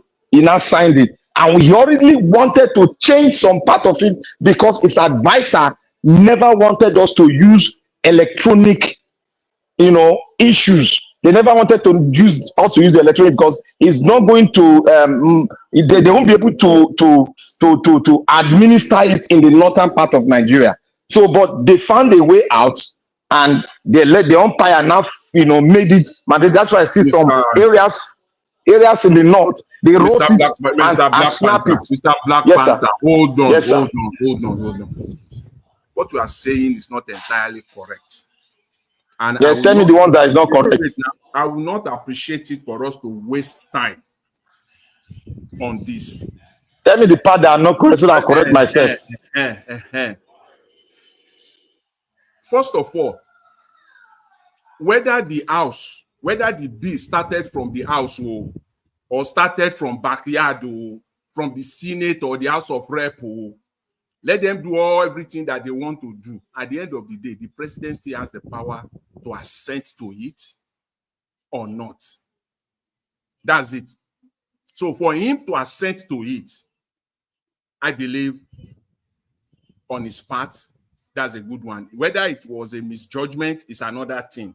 Whether he was now advised later on that he should go back to the Supreme Court.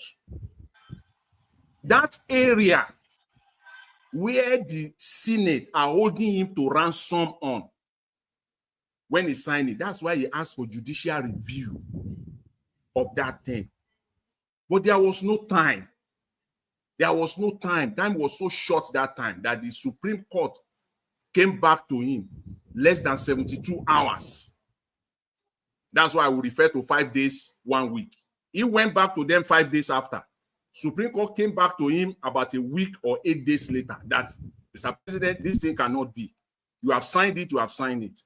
It was a miscalculation on his part, thinking that if he signed it into law, he will go back to Supreme Court and ask for a judicial review without the Senate, without the House.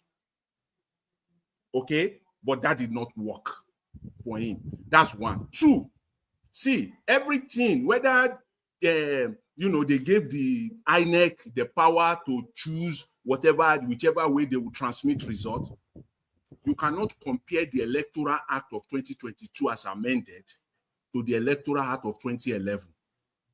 Don't confuse things. There is a difference of day and night in that act. Still not perfect. If not for that act, see, yes, Nigeria have been rigging election from time immemorial. You all know that.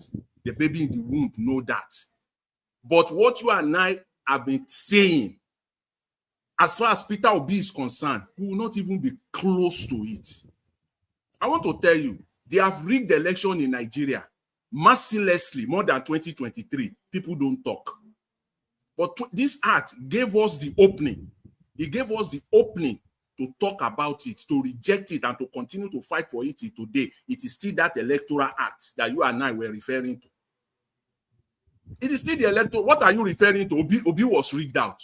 They rigged 2023 election. On what basis? Tell me on what basis. See, Jonathan, you are right. You are right. Every legal expert, I don't whether they have practiced law for 1 year or for 100 years, all of them will refer to that Electoral Act to back up the rigging of 2023. It is the same Electoral Act that you and I go to. Oga Jonathan, I want to prove something to you. Let me prove something to him. See, sorry, mommy, sorry. Let me prove something to you. Even if a bill that the president does not even know comes to his table, he's compelled to sign it. Yes. That's why they gave a clause in the Constitution that if he refused signing it, the Senate can throw up a bill that will sign that law into the Nigerian to make that law function. That's where you know it reach. Now we are not rich now. They say you are not true. Yes. Let me now go a step further for you. I said, it was on this platform, I said that if the president... Black Panther, you forget that it's three executive, legislature, judiciary, and executive. Wait. See, yes, if the president refused to sign an act that has been passed by the House after 60 days, it will come back to the Senate. The Senate have the right by 2/3 majority, and it will become law. It doesn't stop there. The president now has the power to ask for a judicial review. Okay? Can ask for a judicial review. So that you know it up to that point where the president will jettison him and go back with their 2 dollars. Judicial review cannot take away the bill of the people. That is what you don't know. The Supreme Court. What do you mean? They are just an advisory panel. It's an advisory panel. You know what I hate? Let me. Madam Oga Jonathan. The reason why they set up. Wait, now let me talk with you. I know the reason why they set up the judicial panel is because of conflict. What are you talking That is the reason they set it up. What are you talking about? The judicial panel cannot stop. Black Panther. You see what? Yes. Wait, Mr. Odua. Wait. You said judicial review does not have power. This is the process of judicial review. It doesn't go to high court. It doesn't go to appeal court. And it is only the executive branch of the government that has the power to start their case right from the Supreme Court straight away. And that's what the president will do. He will request for a judicial review on that matter straight from the Supreme Court. And when the Supreme Court make that judgment, it becomes a precedent. That thing, that's your electoral heart, everything that the Supreme Court did. Can you change the decision of the Supreme Court? Is it not the decision of the Supreme Court? Oga Jonathan. Mr. Black Panther, let me just add one thing. Oh, yeah. Because of waiting, Mr. Oga Jonathan said before that, everybody knows say that they rig election. Yes, we all know say that they rig election before. Yeah, the Electoral Act that is signed now yeah, when he signed them. That was what gave every one of us the confidence that who we vote is who we will have. Okay? So we didn't know that there was so much clause in it that gives the right for INEC or the whatever who is supervising the election, you know, See, to decide what to use, which method yeah, to use. Madam So that Patricia, is my point. You Madam understand? Patricia, If you are you are Mama, right. saying You Mama, something, are, thank you. you are right Mama, up to thank that you, point. Baba. What the mistake we are making is this: is that see, there is no law that is bulletproof entirely. No law. Even the new constitution that we are clamoring for, when it comes to fusion, there will be so many loopholes there. No law that is bulletproof. So what we're saying is that it was a starting point. And I said, when they saw that electoral act was a bulletproof, that means there is no way for them to enter. Hence the glitch. It was only the glitch that they could use. See, any law that is passed today, no matter how tight it is, there is always a loophole.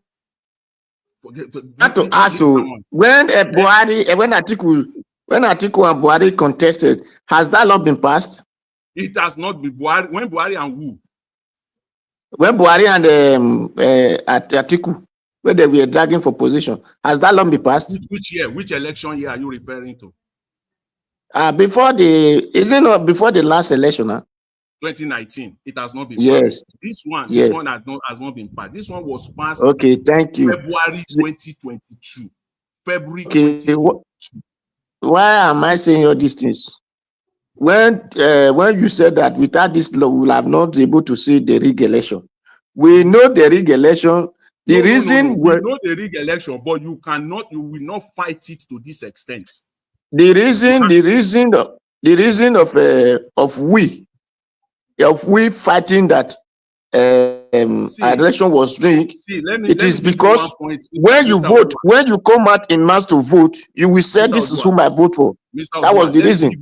Because we did it in Edo State. Listen, see, let me give you one or two reasons why the Electoral Act was an improvement, whether we like it or not. It was an improvement. It doesn't mean that there are no loopholes that these crooked politicians utilize to rig the election.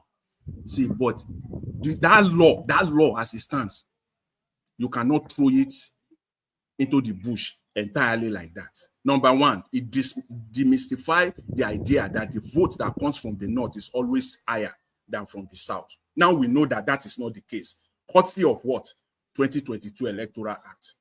You and I now know that it is not possible now to go for an election, and at the polling unit, they can now be using the names of people that if in a polling booth 1,000 people register, before they will tell us that it is the entire 1,000 that came to vote.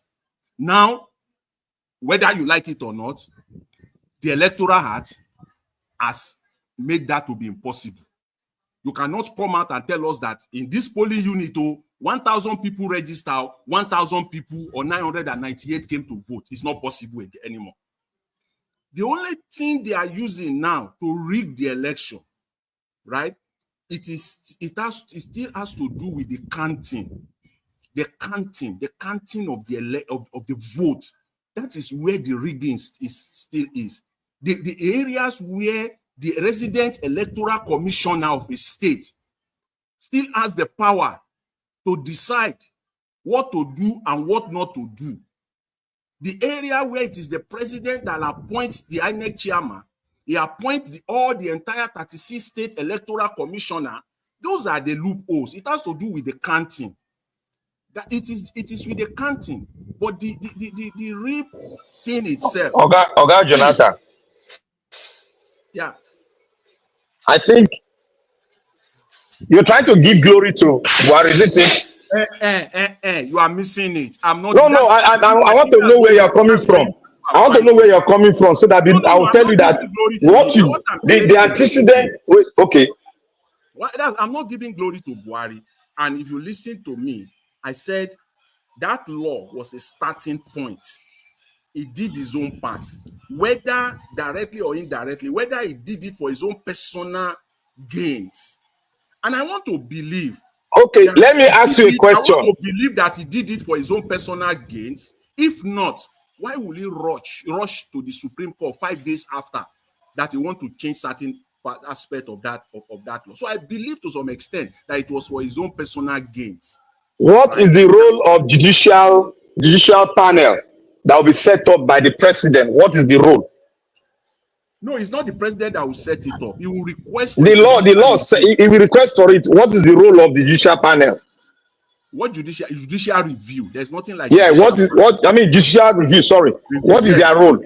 The role of the judicial review is to review a certain aspect of that law. No, it has become a law now. To now say, okay, this part of it should be reviewed. It is not so, it is not so. And it is like taking a case to the court, to the Supreme Court. The Supreme Court will now make a judgment. Just like when they told us in 2023 that INEC, interpretation. Judicial review is an interpretation. To go and interpret that aspect of the law. And then the Supreme Court will come out with a decision. And once they come out with a decision, that decision, right? That decision now we supersede that section of that law. Because when you go to court, they will say, yes, it was written in the law that it is ABC. But the Supreme Court have said that it is not ABC, it is XYZ. Okay, and thank you. People will be sitting thank you very much.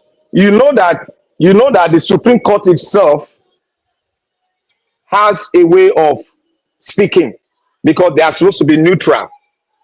And the Supreme Court, it is very rare for Supreme Court to overturn the laws of the people as agreed on. Because the presidency nor the judicial council have to be very specific. Because it was agree? Not. Ogani, wait now. Agree? Don't let me lose my water and my thought, please. See, when Mr. Odua, try to understand what we are saying now. We are talking about a normal situation. Because when you come with some funny question, I won't be able to answer it. If the judicial panel said judicial council said they should expunge something out because the president now found it deemed that portion should be expunged, that means it's counterproductive because when the will of the people are being assigned to, being doctored by the federation, the president cannot just come because if he set a precedent, then many people, the presidency as an institution, will definitely begin to override so many laws of the land. That is why the Judicial Review Committee is very rare for them to overturn nor give advice to whoever.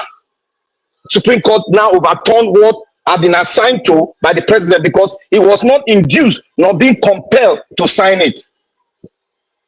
So those are the there are some lacunas in there that we not even say, except want to do it in a corrupt way that it will say. But if you set a precedent, then the laws of the land, that will be contrary to the constitution of Nigeria and every law that is being set. The judicial review is not changing the law.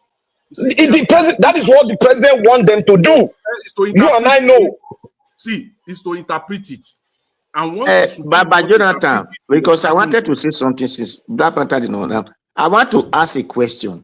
If not wickedness, does as we call it, the lawmaker, do they not supposed to make the law and the judiciary will review it first before it's sent to the executive to sign? Is it not how it's supposed to be? Because they are three in positions. One cannot just make one and give to the other. The next time you said the other one should come and be interpreted when you did not know anything about the book, this thing. It has to be written by the House of Assembly, sent to the judiciary. Okay, this thing, how do you see it? Okay, this person says yes, it's good. Then you now call the executive, affirm to it. Is that not how it's supposed to be? Yes, Mr. Odua. Some like your thoughts now is a little bit okay, but you are not on the right track because there are separation of powers. The judiciary is to interpret the laws set aside and ascended to by the president. How will you interpret what you did not? How will you just start to be interpreting what you did not affirm anything to? The other arms of government, which is judiciary, they are bound to interpret every law constituted by the people's house. So when a law is constituted. That's why sometime in America, the Supreme Court will say, go back and make a law so that we will look into that law. And we don't have the authority to change the law. Wait, Because it is made by the people. I want to ask you, why are they telling people, why are they telling them to go and make the law? Is it not because the people they make that law for are not happy for it? No, every law being made by the people is supposed to be interpreted. Don't say by the judiciary. people, say by the House of Assembly or whatever. And the House of Assembly is representing you and I now. No, wait, I want to ask you a question. If the judiciary now told them that House of Assembly, this law you made, is it because they don't favor House of Assembly or because they don't favor the populi or the public? No, the judiciary does not question. They don't question like that. No, are you not the one said like that? Are you not the one who said just now? Are you not the one said that they will tell them go and read? That means go and read. That made this shows that if you want us, they said judiciary is not meant to make law. If you bring something that is a law, that is what I'm saying. We will interpret it. You just agree the same thing. They are not made to make law. Before the law become a law, they're supposed to know and say, yes, this thing is good, is good, is good. Then before the law can become law. No, you are getting it wrong. They are not supposed to know. The people is supposed to make a law, then the presidency was assigned to it, then now become a law, and they will make a book. They will see it, everybody will have it. It's public. So they can interpret it. Black Panther, you see, it's not given to them. If you now, it's for Nigeria. Listen, sir, very simple on understanding. They don't supposed to know, but they are just supposed to be interpreting it to who? That is why they are called judiciary. And that is why they are called judiciary. It's a separate arm of government. They are independent. They are independent. Sir, all of them are independent, whether the presidency is independent of his own, whether the judicial legislator, they are independent of their own. Now, you said the judiciary review what the populace said and said the judiciary review. No, you are getting it wrong. That was a committee. That was a committee, not the justice itself. Wait, sir. When they see that the people of the state of the country are not happy with the law, sir. Odua, you are missing things. You are going into an area that you don't have, complete understanding of. Yeah, but you have your position, the way you want it to be, the way it should be. But there is also the position of the law. Let me ask you this, the simple question. If two people are fighting over something, whether land, whether business, whatever it is at all, two individuals or two companies, they are fighting, and there is a law on that particular matter, there's already a law. Why did they go to court? For what purpose will one person say, let me go to court? Because you know that even though the law is clear on that one, but they will still go to court. Why? Did you know? You know that the court know the law. You are not answering my question. I'm trying to get educated. You are the one ask the question now. You ask the question. Why do you want to go to court? Why do you want to go to court to confirm? You know that the law, the court know better. What is the purpose? Express question. Why would that is it? That is it. You know that the court will settle it for them. You see now. See, you've answered. That's your answer. The reason why they go to court is to go and seek the interpretation of that law, and that law can fall in either side. So it doesn't matter whether you, Mr. A, believe that I'm right, and Mr. B believes that I'm right. The two of you will end up in court, and the court will interpret that law. That law is already there. They will not interpret it either way.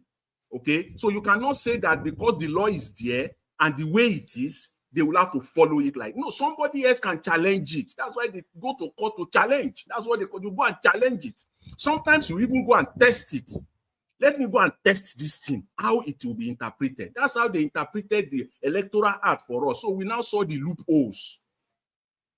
Okay? So again, let me say this. It is the executive branch of the government, right, that has the power. The state as well. State, executive branch, whether it is state, whether it is federal. The only institution that have the power to take their case straight to the Supreme Court. Case study. El-Rufai took the Naira change to the Supreme Court straight away. It didn't start from the High Court or Appeal Court. It's straight because they are the executive branch of the government in Nigeria, and they took it straight to the Supreme Court. So the president has the power. It's the power given to him by the Constitution. Oga Jonathan, yes. You are right, and you are not right too. You know why I say you are right and you're not right? Yes, those arms can take it directly. You and I can take it directly, seeking the interpretation of that portion of the Constitution. You cannot take any case. You as a person cannot take case straight to the Supreme Court. You can't. What? You give me the portion that say I cannot. If I want interpretation, can the High Court interpret? Can the High Court interpret the Constitution? You have to go through the process. You cannot. We will give you that. Okay. I'll go to the High Court, the Magistrate Court to interpret it. The High Court, you will appeal it. Go to Supreme Court. No. See what I'm trying to say, because it might be different in Nigeria, but in some other countries, if you come for the interpretation of the Constitution, because the Supreme Court is supposed to interpret the Constitution of the Federation, despite its handling some other cases. When it comes to that, the High Court, the lower court, does not have the right, according to the judicial ladder, to interpret the Constitution. Depending on the system. That is what I'm saying. That is what I'm saying it too. Depending on the system. Even in the United States, they will take it to the circuit court, which is kind of the but we don't have now, because that one is a preliminary court to Supreme Court. Nigeria, whether you are seeking for the interpretation of the law or anything, you don't, as an individual entity, you don't go straight to the Supreme Court. I'm not a lawyer, but at least I know what the law says. So you don't go to the Supreme Court. No. See, the question I'm asking you. See, this is universal. Let us be very straight. I'm not arguing about the rules. I'm not arguing about the rules. I'm not arguing about your rules. I don't want to debate here. I just want to stay on the reason why I said the Electoral Act, passed into law by Buhari, was a good thing for Nigeria. How that law, no, you are right. It's a good thing. It's a good thing. How that law is being implemented or was implemented in 2023 and going forward still being implemented is another ball game for you and I and for Nigerians. But the fact that we have it, and that's why people are clamoring for the amendment or reform of that Electoral Act. They are not going to throw that act entirely as it is, throw the baby and the bathwater away. No, there are areas in that law that needs to be changed. And I said, what you and I are clamoring for, and what every Nigerian they are clamoring for as far as judicial electoral reform is concerned. See, in a layman form, for everybody to understand, the central part of it is the counting process, the transparency of the counting. In terms of how election is conducted, we have the beavers. It's a good system. Whether man will now go and interfere with it is a different thing. But when votes are cast at the end of the day, got a truck. How is it? How do we count our votes in Nigeria? How? Something little. That is the problem that we have there, and we need to get that right. So for me, I'm not saying that Buhari signed it, whether he signed it for Nigerians or for himself. And I said, I want to believe that initially when he signed it, probably not for himself, but he was called to order. And that's where the greed came in. He attempted to change, to manipulate it, to change it. Because they knew very well, because it has never happened before in the history of Nigeria that a president will sign a bill into law. It will become law of the land. And 5 days later, you will run back and say you want to review it. It has never happened. How? What happened? It was on your table for months. For months. You have your legal people there. You have the resources of Nigeria there to review it, to look into it, take it back to the National Assembly. I don't want this, I don't want that. And you did that. You did that. You negotiated with them back and forth, back and forth. Eventually, you sign it into law. And a few days later, you want it to be reviewed. No, that would be too much now. So it must be something personal to him. That's why I say yes. Okay, Jonathan. Yes. You are right by saying, yes, it's a good thing that he signed the law. He signed that bill into law. But where I am coming from is that he's not the owner of that bill. That bill came as a result of pressure from the people. That was how that bill came about. Is this supposed to be the owner of the bill? Is it not the people? Are you not the one who said it is the people? Is it not people supposed to cry for what they want? What I'm trying to say is the sponsors of the bill. You have to sponsor a bill, and bill can be sponsored by the executive. So what I'm trying to say is that it is mandatory under the law that the president assigned to any bill constituted by the House and passed. So if a president brings in a bill, it's very rare for a bill to be dropped when it comes from the executive. But this bill came from the public. It was the public that gave birth to this bill. That is why I'm saying he cannot take the glory because he's performing his constitutional role by signing the bill. Because if he doesn't sign that bill, the people will sign the bill and pass it into law. That is that is democracy at its best. That is why the president is not an oligarch. That's why you said sometimes ago, you said the constituents, they are more powerful than the president. You said it here now. Black Panther, let me tell you, where credit is due, let us give it.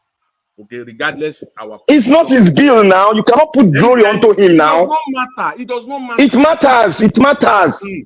See, the president holds the power. See, that 2014 constitutional conference, okay, Jonathan refused to sign it, even though it has gone through all the constitutional process.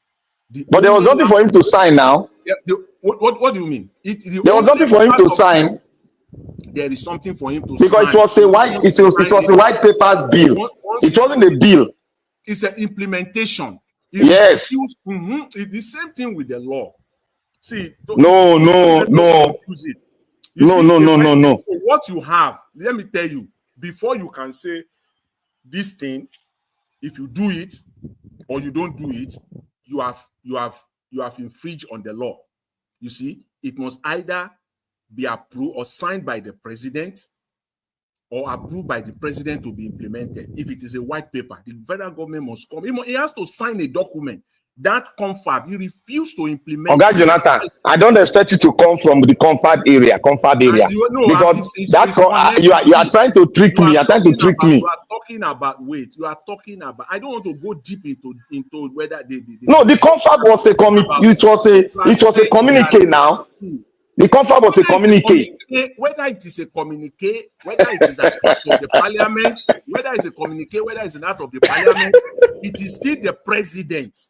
Oh, God, Jonathan, boy, Emma Manuba now. No. What I'm saying is that What I'm saying is that if Jonathan, right, had decided to implement the 2014 confab, he has the power. He's the president. But he had no time. It was the same situation with the electoral bill now. He was going into an election. You remember? Don't say that. It is. He was going to an election too now. And you don't forget. Personal reasons. Because he wants to. No. He was going into an election too. Why are you being crooked now? I'm not crooked now. You know the date now. Wait. I'm not supporting Buhari. Let me say that emphatically. I'm not supporting him. But when I see what is right, I will say it. And what is wrong, I will say it. When you say what is the difference between somebody who still has a stake? Buhari, people said that he has his own candidate, he wants to influence the election. It means that he still has a stake in the process. And despite the fact that he has a stake in that process, he still went on to sign the act into the bill into law. Right? He has a stake there. That's why I said yes for personal reasons. But Jonathan has a stake because he's going to contest. He did not sign that thing into implement that thing. But God, Jonathan, let us be very factual here. Do you know that the presidency himself was not in the president? Buhari was not. Wait, let me land this one. Let me land so I could talk this one, Jenna. Do you know that the president? I've said, wait, Mr. Black Panther. I've said it over and over again previously, and I believe you agree with it. That let's give it to Jonathan. Let's give it to him. That because he has a stake in that election, he refused to sign it because it's going to affect him negatively.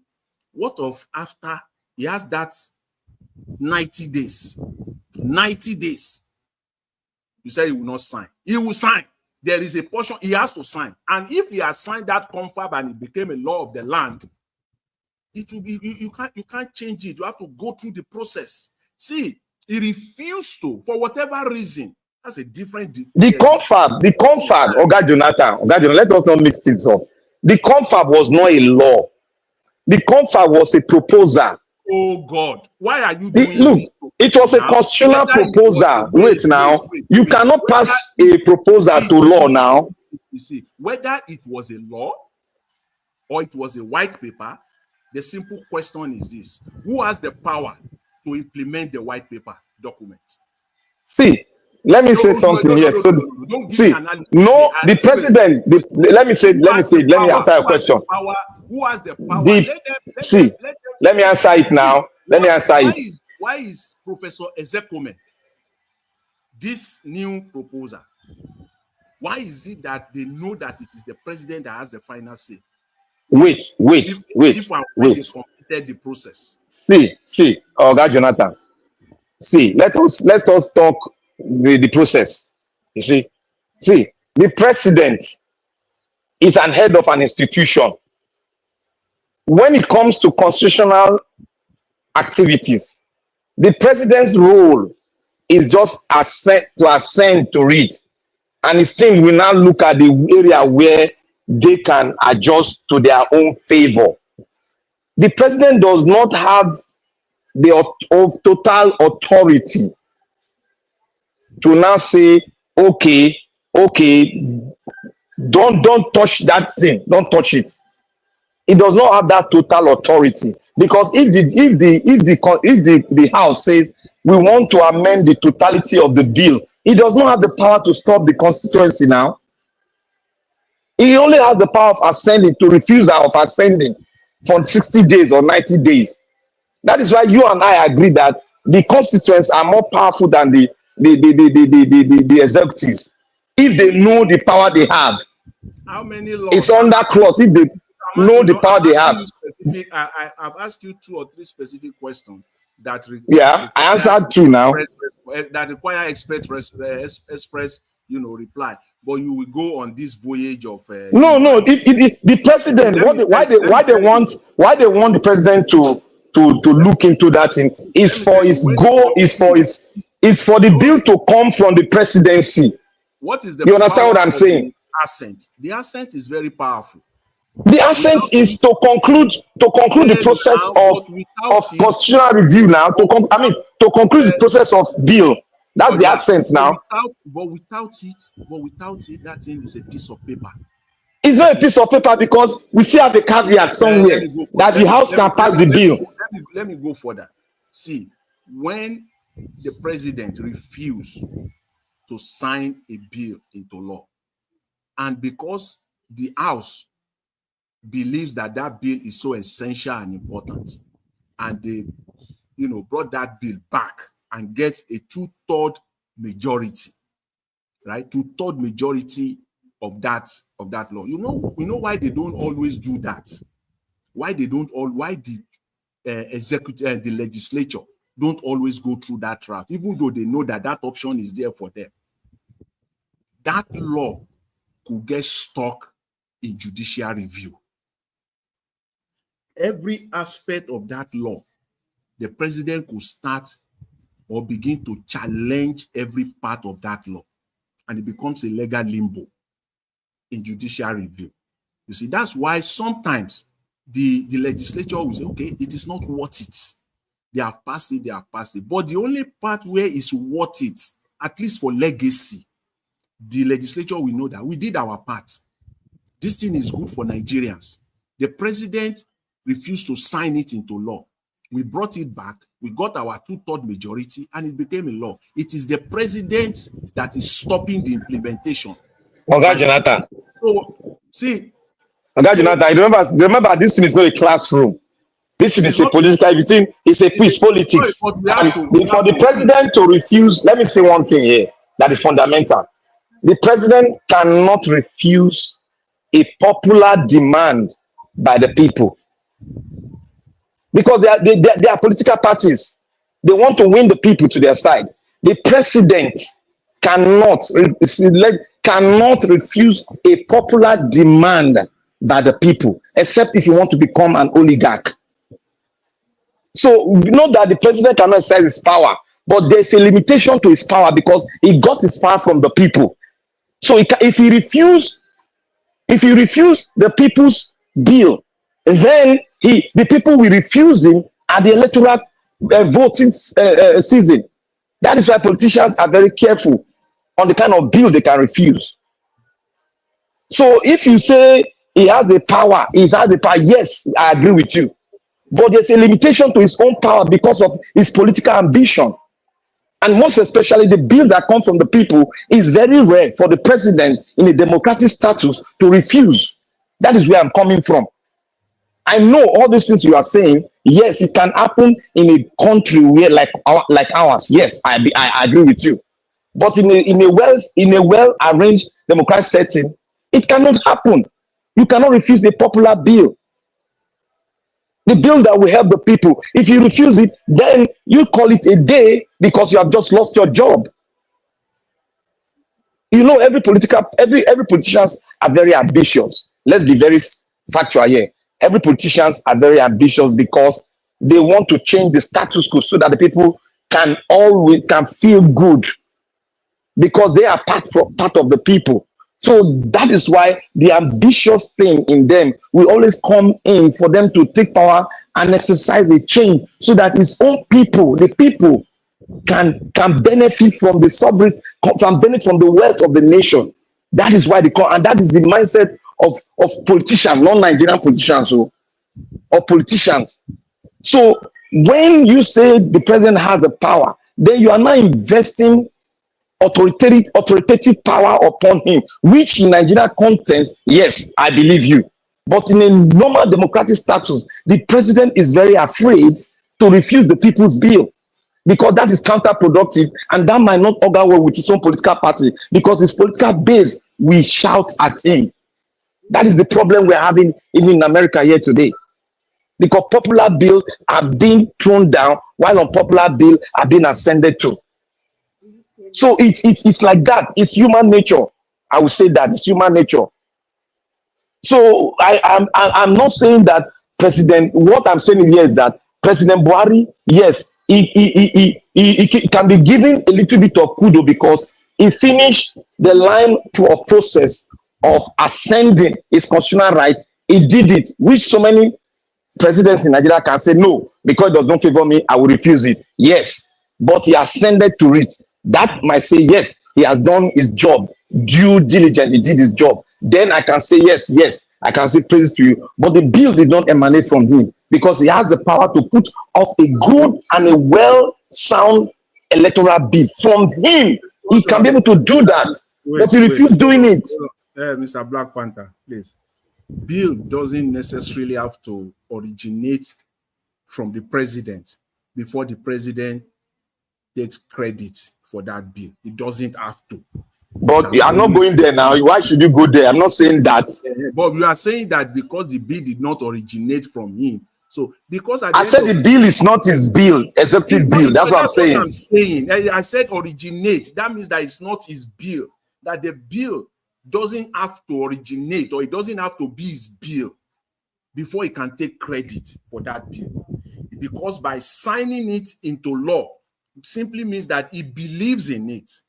That is the connotation That is the message. If the president does not believe in any aspect of that bill, he will not sign it into law. That's why he takes credit. That's why they always go there and celebrate on the day of signing. On the day of signing is the one, is the that statement of that Jonathan, that's where he made his political. Whether it is political, see, let me tell you. Yeah, big political. Bill doesn't have to. The point I'm just making is that bill doesn't have to be the president bill. In other words, it doesn't have to originate from him before it. Yes, you are right. That's why I said executive bill and people's bill. I'll give you an example. So many bills that we don't need to. This is not again. So many bills. There's no. No, you are right too. You are right. I'm not arguing that. You are right. For the fact that the president agrees to sign, number one, it makes the job. Everybody takes credit, and that is the reason why, if this works very well, who takes all the credit? Most of the credit. It is the president that takes the credit, and all those things that works well doesn't necessarily have to originate from him, but it takes them. That's why they said the box stop at his desk. And those ones that does not work at all, even though he does not know anything about it, every blame goes to him as well. That is the position of the president. He'll have to come and explain himself why this thing is not working. Nigerians don't want to listen. Oh, I didn't know about it. I was not aware of it. That's rubbish. You are the one in charge. The same way with bills as well. So this electoral bill, I don't want us to deviate from it. That Buhari is fine now. But the legacy. He was always saying that I didn't know anything about it. You said what? I said he was always saying he didn't know anything about it. Yeah, he would say he didn't know anything about it. The bad ones, he would say he didn't know anything about it. Who cares about that? Nobody cares about that. You are responsible. You are responsible. You are the one that is in charge. That is the same way you will see them. When anything positive happens, they quickly want to come and take the credit for it. Initially, this electoral act that we're talking about, Buhari was running all over the place, taking credit for it until after the glitch. You and I, we are all happy prior to 2023 election that, oh, this bill is going to turn white to black. Nigeria has now been transformed. But they found a way. They found a way inside that bill, in that act or the electoral act. They find something inside. Mr. Jonathan, they didn't find a way. That way was always there. No, they did. They did. They had to go back. It is some people. The art is signed was always in that bill. It was always there. It was not amended now. Anyway, what is his name? Mahmoud Yakubu was all over the space, all over the globe. It was all over the globe. They left it there. That is the thing I'm arguing about. What we are saying is that they already know that there will be a glitch. They already know how. Now because the loophole was already in the bill he signed. But I said there was nothing mandatory. It was not mandatory. And that's not my own concern here now. As long as it is human being that will implement that law, there will always be loopholes. Yes, even but if you want to give credit, look, if really, if you put somebody like me, if I'm in that position, I will make sure say there is no loophole at all. There's no way you can do that in law. I can do. Why would I not do it? Why will I say beavers? Look, you made beavers mandatory. It's mandatory. There was nothing mandatory with beavers, and that we didn't know. That's why I said. That's why I agree with that. The Electoral Commission was giving options whether they want to go with the beavers or they want to just announce what they want. So what are we talking about? It's not no. That is the aspect. See, that's the aspect that we're clamoring for now. The reform. It has to do with the counting process. That bill, what that bill does, okay, is that it prevents rigging at the polling station, at the polling units, each and every polling unit.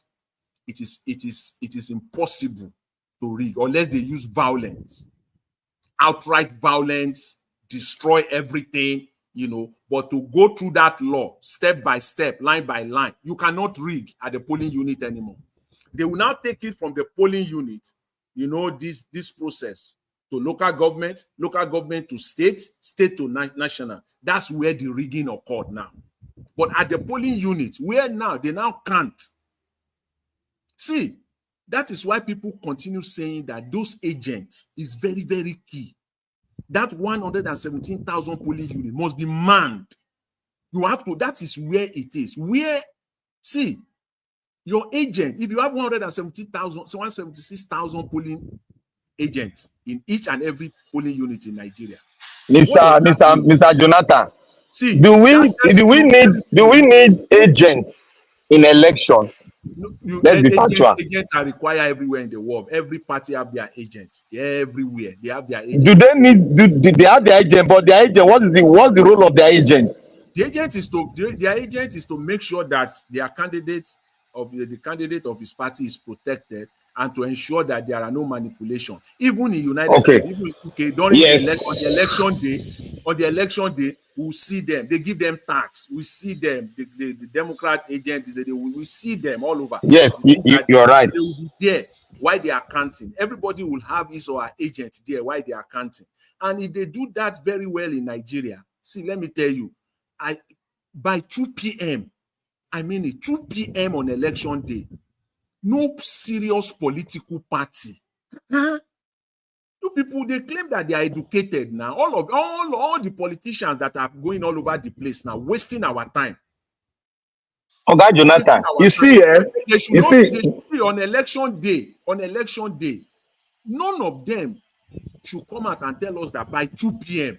they don't know the total number of votes that they have. Jonathan, do you know why you cannot give glory to the president in that bill? See, this bill came from the people. I was part of that bill. Look, I was part of that bill. The bill was rebuked. Wait. I know we are past that. I'm going somewhere. See, I want you to put this on record. The bill was rebuked by the APC. We have to go through the many members of the House, and the members now to bring it forward to do some bargaining chips. It was the bargaining chips that made the bill to get through the House. That's typical of any bill at all. At the onset. So the only way I can assent, say, okay, the president, I should give kudos to him. He exercised his constitutional role without refusing. He did not rebuke the bill. That is the grace that is the praise I will give to him. But to give him everything, no, it came for us. People pay for the thing, no. Whether you give him 10%, whether you give people, people pay for this bill. People pay for this bill. You don't know. The thing is that he played a role. That it is that bill that you and I were talking about today. I paid him to do that job. That bill. It is as a result of that bill that you and I, we can be talking OB1, OB2, OB now because it came from us. OB100 and all the rest of it on election day. It is because of that bill, and that remains till tomorrow. If there's election in Nigeria and it is properly manned by each political party with their agents. But it is simple. Every agent have a wait. It is simple, right? Every agent have a phone. The instruction to each agent is that once election has been completed and counted, place a call to this number and give us scan your copy to this number and give us also on a voice. Okay, Jonathan, to avoid all this trouble, what they do is to depaperize the electoral laws. Depaperize it. That's the only way you can escape. You can escape corruption. Let me give you an example. You cannot do that. You can do it now. Wait. In Germany, earlier this year, you know they have a new chancellor in Germany now. That election, it took them more than 4 months before that guy emerged. In areas where it was so, in areas where it was so close. In Germany, one of their democracy is unmatched. One of the places where you can't there's no negative. Every country has their problems. See, they went back to paper. They have to count the paper. Okay. How many percentage? I don't know why it's not about percentage, but when the need arises, how you say you know about percentage, Oga Jonathan? No, I'm not, because the percentage. I'm not saying that the percentage is overwhelming. But no, you in Canada now, what's the percentage of using paper? See, in the entire election, it could be. You see, that paper one could be the decider, and I'm glad that you mentioned Canada. I try to avoid it because that's where I reside. So I try to avoid so that I will not look as being, partisan or being, section. No, it's election now. We can copy election now. Now that you brought it in, I'll give you the example. Canada had election 2 months ago. The current government has 2-seat majority. Two. It's a minority government, but they are short of 2 to become a majority government. That election, 5 areas, 5 polling district area, they call it riding in Canada. 5 of them, they counted them manually. 1, 2, 3. With all the electoral on election day, it was too close. Too close. The government needed those 2 so that they can get majority. At the end of the day, they resorted to that manual. So the manual could, at the end of the day, could be the final habitat. It will be so the paper record must always be there. Whether you use Oga Jonathan, you see what you have just explained now. That was why I came forward with percentage on paper usage. You see, what you just said now is the reverse that we are doing. We use paper, then later we'll now use computer to the count.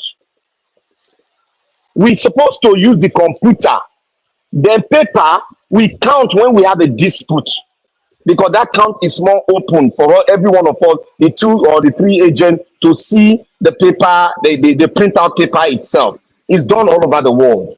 Like in America now, the paper portion of it is just 2%. I'll put it 2%, because the only time you use paper is when you want to slot your vote into the computer for it to go on the real time, for it to go to the headquarters. And after that one, there's nowhere they use paper anymore. It's on the real time, it's on the scoreboard.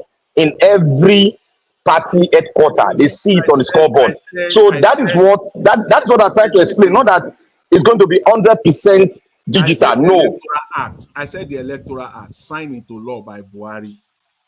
It's a place we start from, but we didn't know that it's a place we can start from. You see what people are clamoring for now.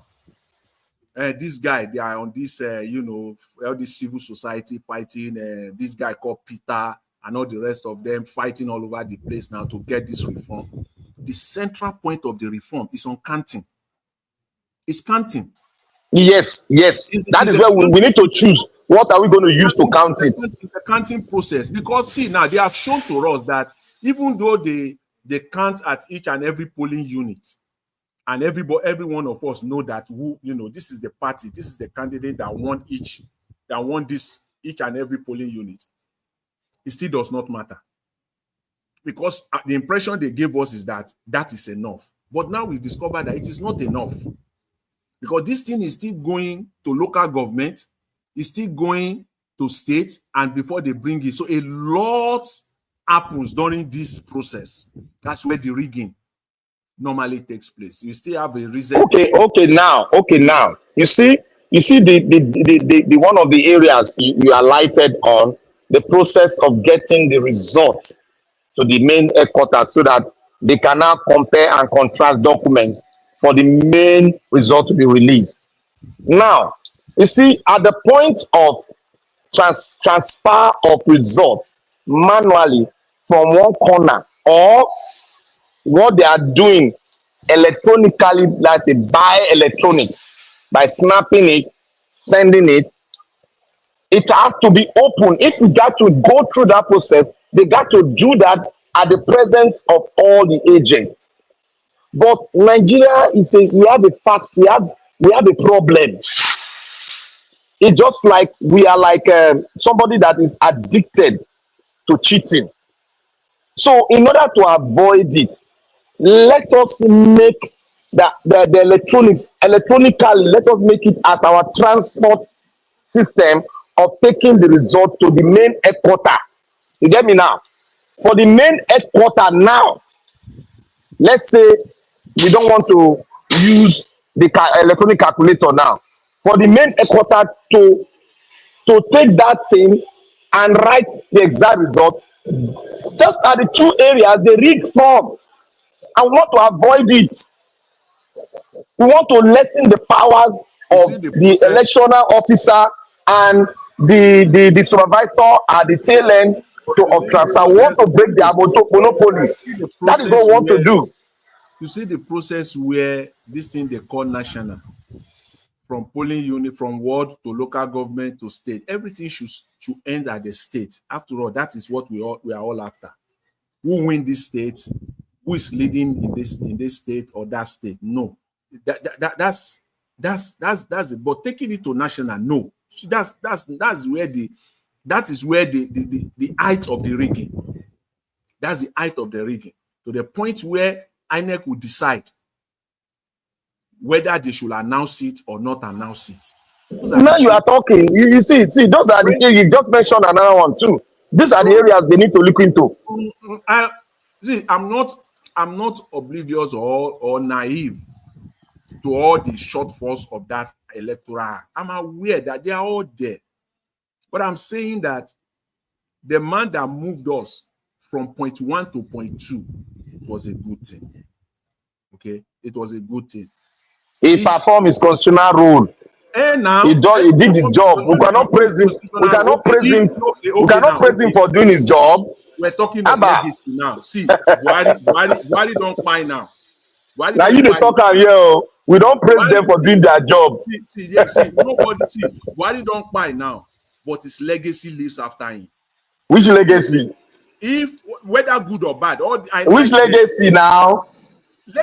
See, what is called legacy, it doesn't have to be good alone. It could be all bad stuff.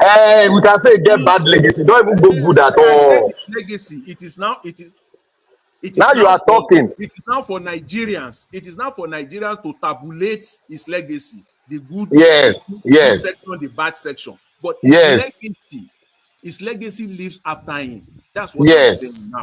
So you are coming. You are not coming back home now. Agbado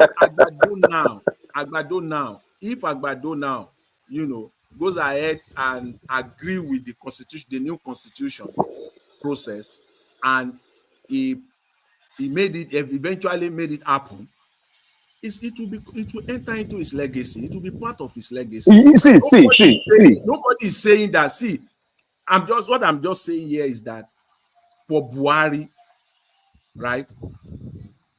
If you want to give him, I'm not giving him a pass. Okay, give him scores. Give him scores. Let me see your score. I'm not giving him a pass mark. 1 to 10. What will you give to him? 1 to 10. I'll give Buhari 2. Thank you. Now you are in line with us now. You see, all this discussion is the thing is that when you see something, let me tell you. No, you are right. I'm not just saying you know the right. Let me tell you something. As bad as Agbado is right now, this government, as bad as it is right now, we can pick 1 or 2 things. Let me give you an example.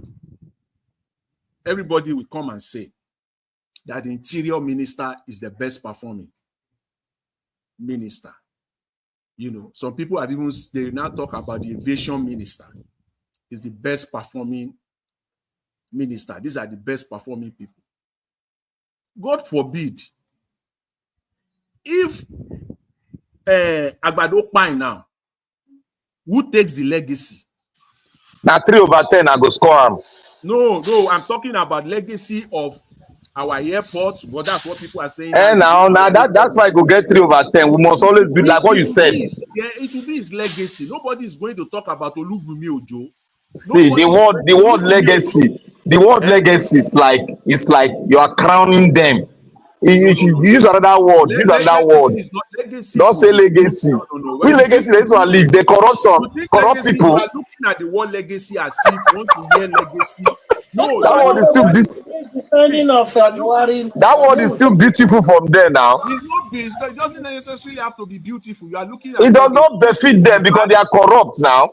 Legacy could be bad. Hitler does not have a legacy. If I say Which legacy Hitler gets? Legacy doesn't have to be a good thing. Somebody give you food. Somebody give you food this morning. Then it buy the person the next day. Which legacy again? But Black Panther. Legacy is not necessarily a good word. It doesn't have okay, you want us to categorize it? Bad or good? Legacy is a subjective word. It could be And now we can categorize it now. It's not okay. absolute. It's not use another name. I don't want that legacy. These people, the politicians are crook in Nigeria now. See, whatever you do in life, see, it will be said of you, good or bad. That is the good one is a legacy. The bad one is also a legacy. So, which portion of it do you want it to be more populated? Is it the good one or is it the bad one? Do you want these people, their good can never override their bad. They don't get good. Yeah, all I'm saying is that Buhari has his legacy, and I'm not saying that because I said legacy, then everything about him was good. You saying that. You know that this Agbado, it will say Agbado do well on corruption and the economy. He bring a good team like all those Okonjo-Iweala. He would have been a little bit above 30%. You think he no try? No. Don't monitor what I'm saying. No, what I'm saying is that you think Agbado no try to bring them on board? I don't know what I know that they are cabinet now. To bring them on board, they refuse. They don't want their names to be tarnished. Because because of the smoking whitey now. You understand now? You think? Let me tell you. You know the last card that is waiting for. The last card that we are Nigerians now. You have to these people. It's not rocket science. You have to know their game, and you must always be 1-2 steps ahead of them, so that when they do it, you already know. The last, how could you have a president more than 2 years, no ambassadors? He's holding on to that one. He wants to use it to play cards on Nigeria. Because the people, no ambassadors. See, ambassadors, because in certain, if Tinubu appoint ambassadors, Jonathan, please, can you clear me on this Buhari legacy, please? Buhari legacy. No, legacy. I'm talking about his I tell you, make you know they use that word legacy. They annoy people. And I said that legacy doesn't have to be good. A legacy, some people leave a very bad legacy. You see, some people leave even a father. A father could leave a good legacy for his children. He could leave a bad one for his children. So when I say legacy of Buhari, I'm not necessarily saying that Buhari. You know why I tell you say make you change that word?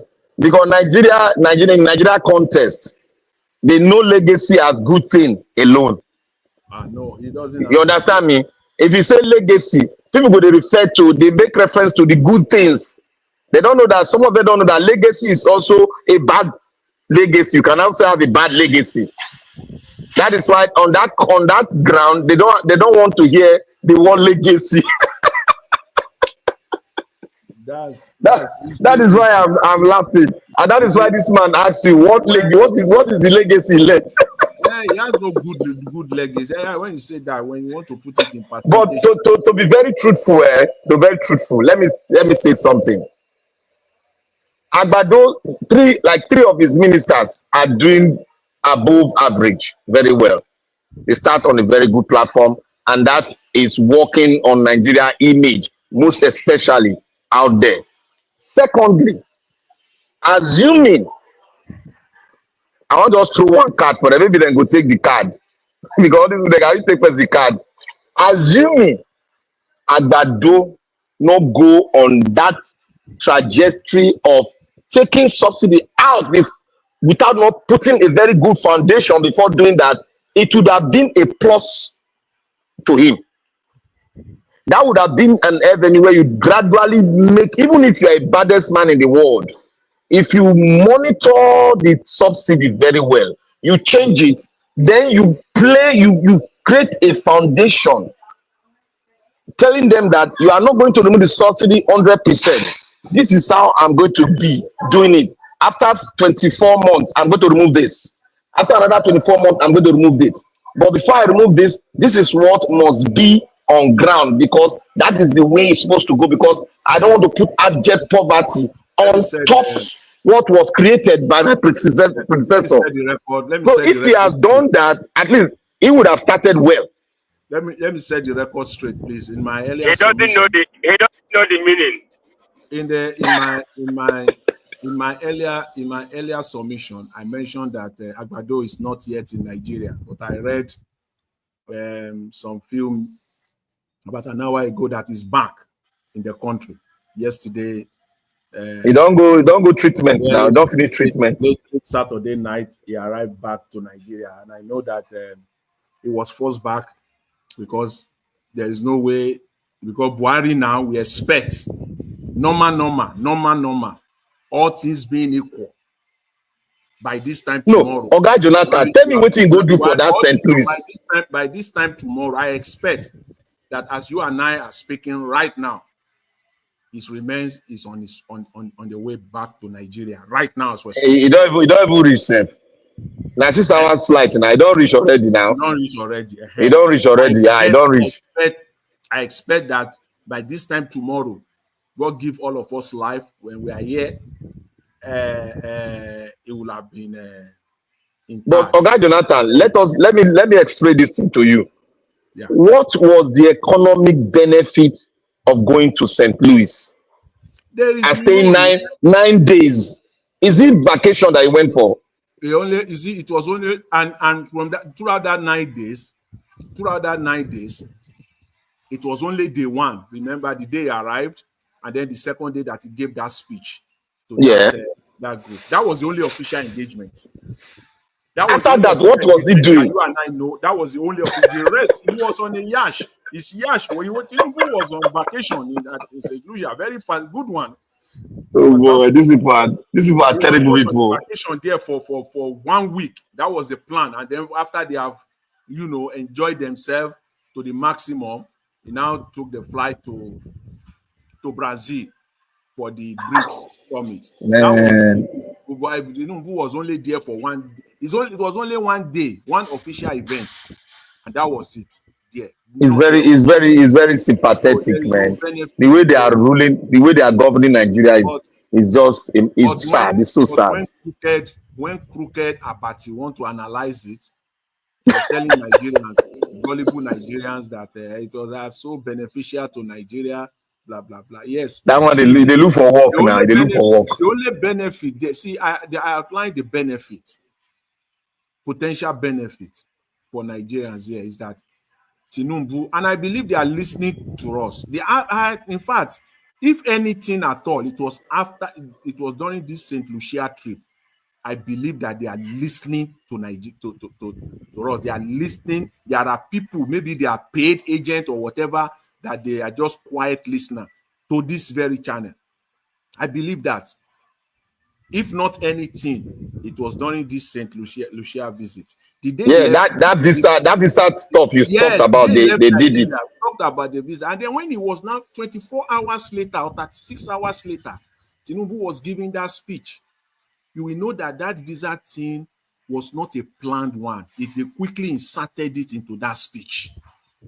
Because there is no way Nigeria, the most populous black nation on earth, St. Lucia, will be requiring visa for Nigerians.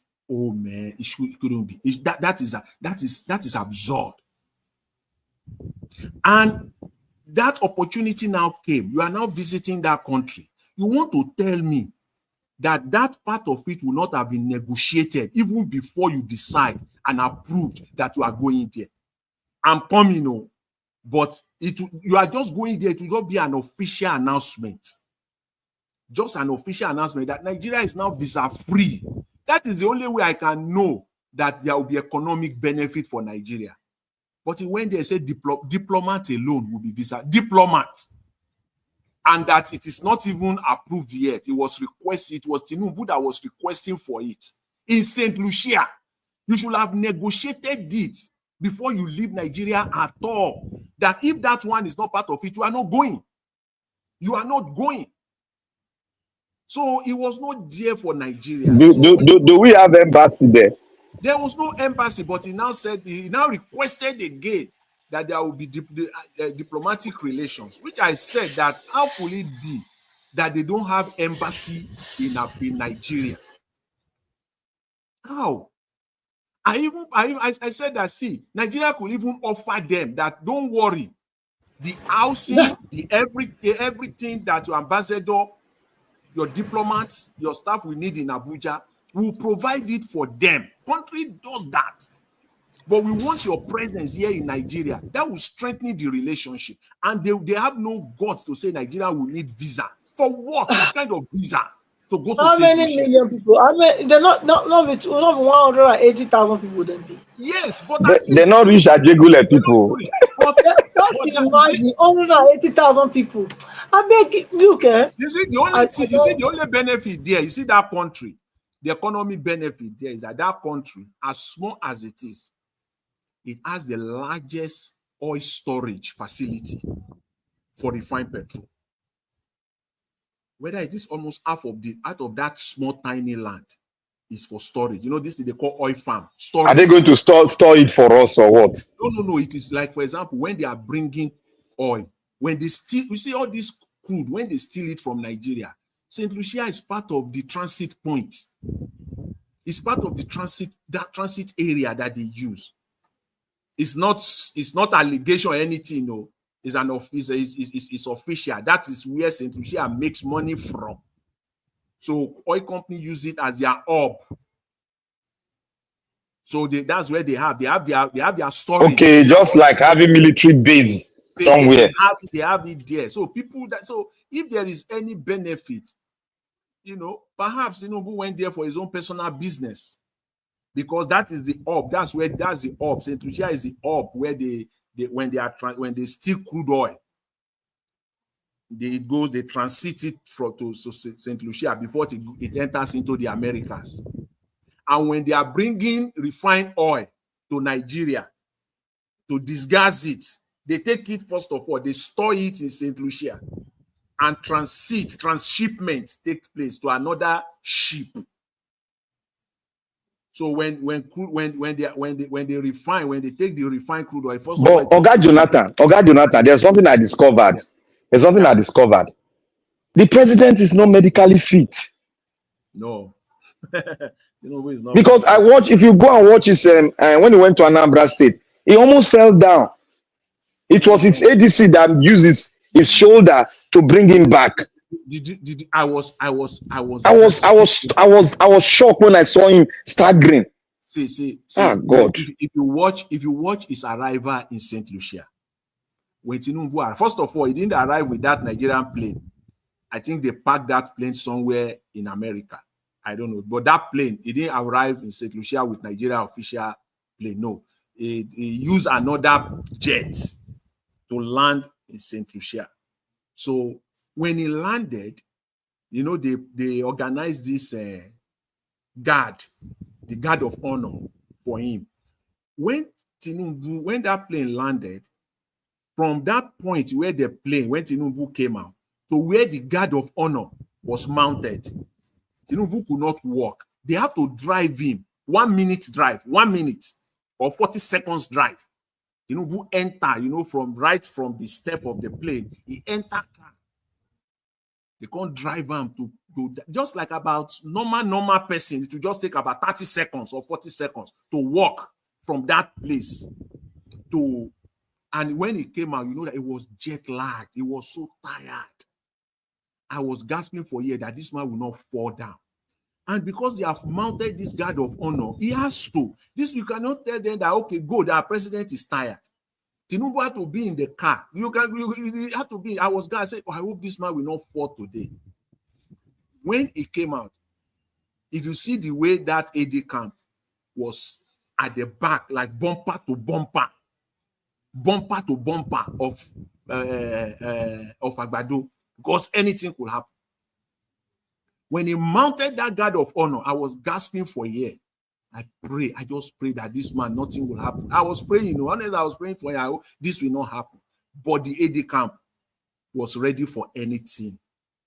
Anything. The distance between where the guard of honor was and his car was, I don't know, was not even up to 1 feet. It was just like as in, he got out from the car straight to that podium. So talking about fitness, yes, Tinubu is not fit, and that kind of a trip was too much for him, because I know that he landed somewhere. I don't know, maybe in Florida.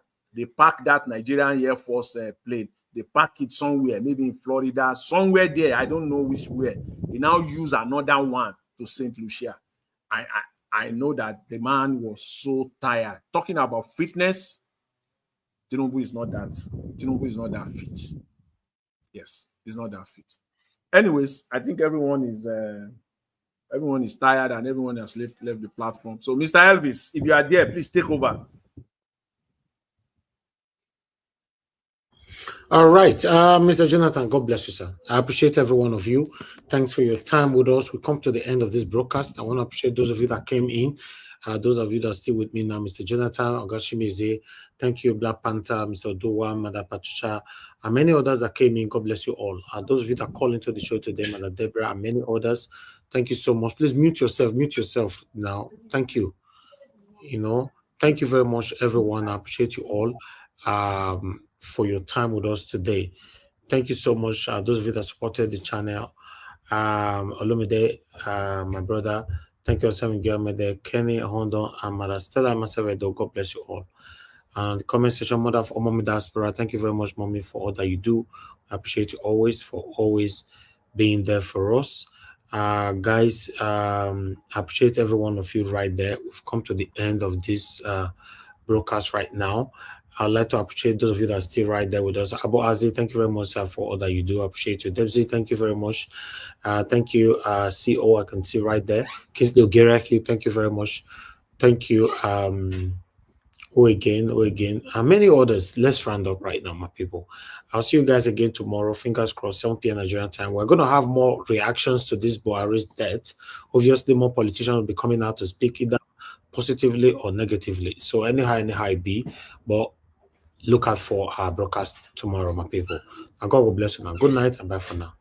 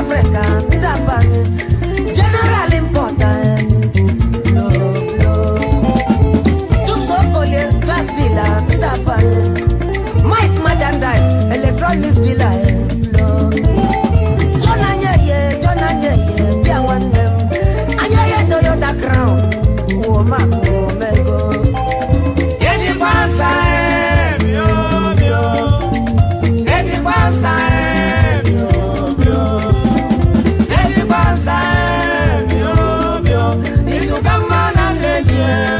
Yo. Agajakwe, onye mbisanye. Efi anya m, ochiri aka gbachi.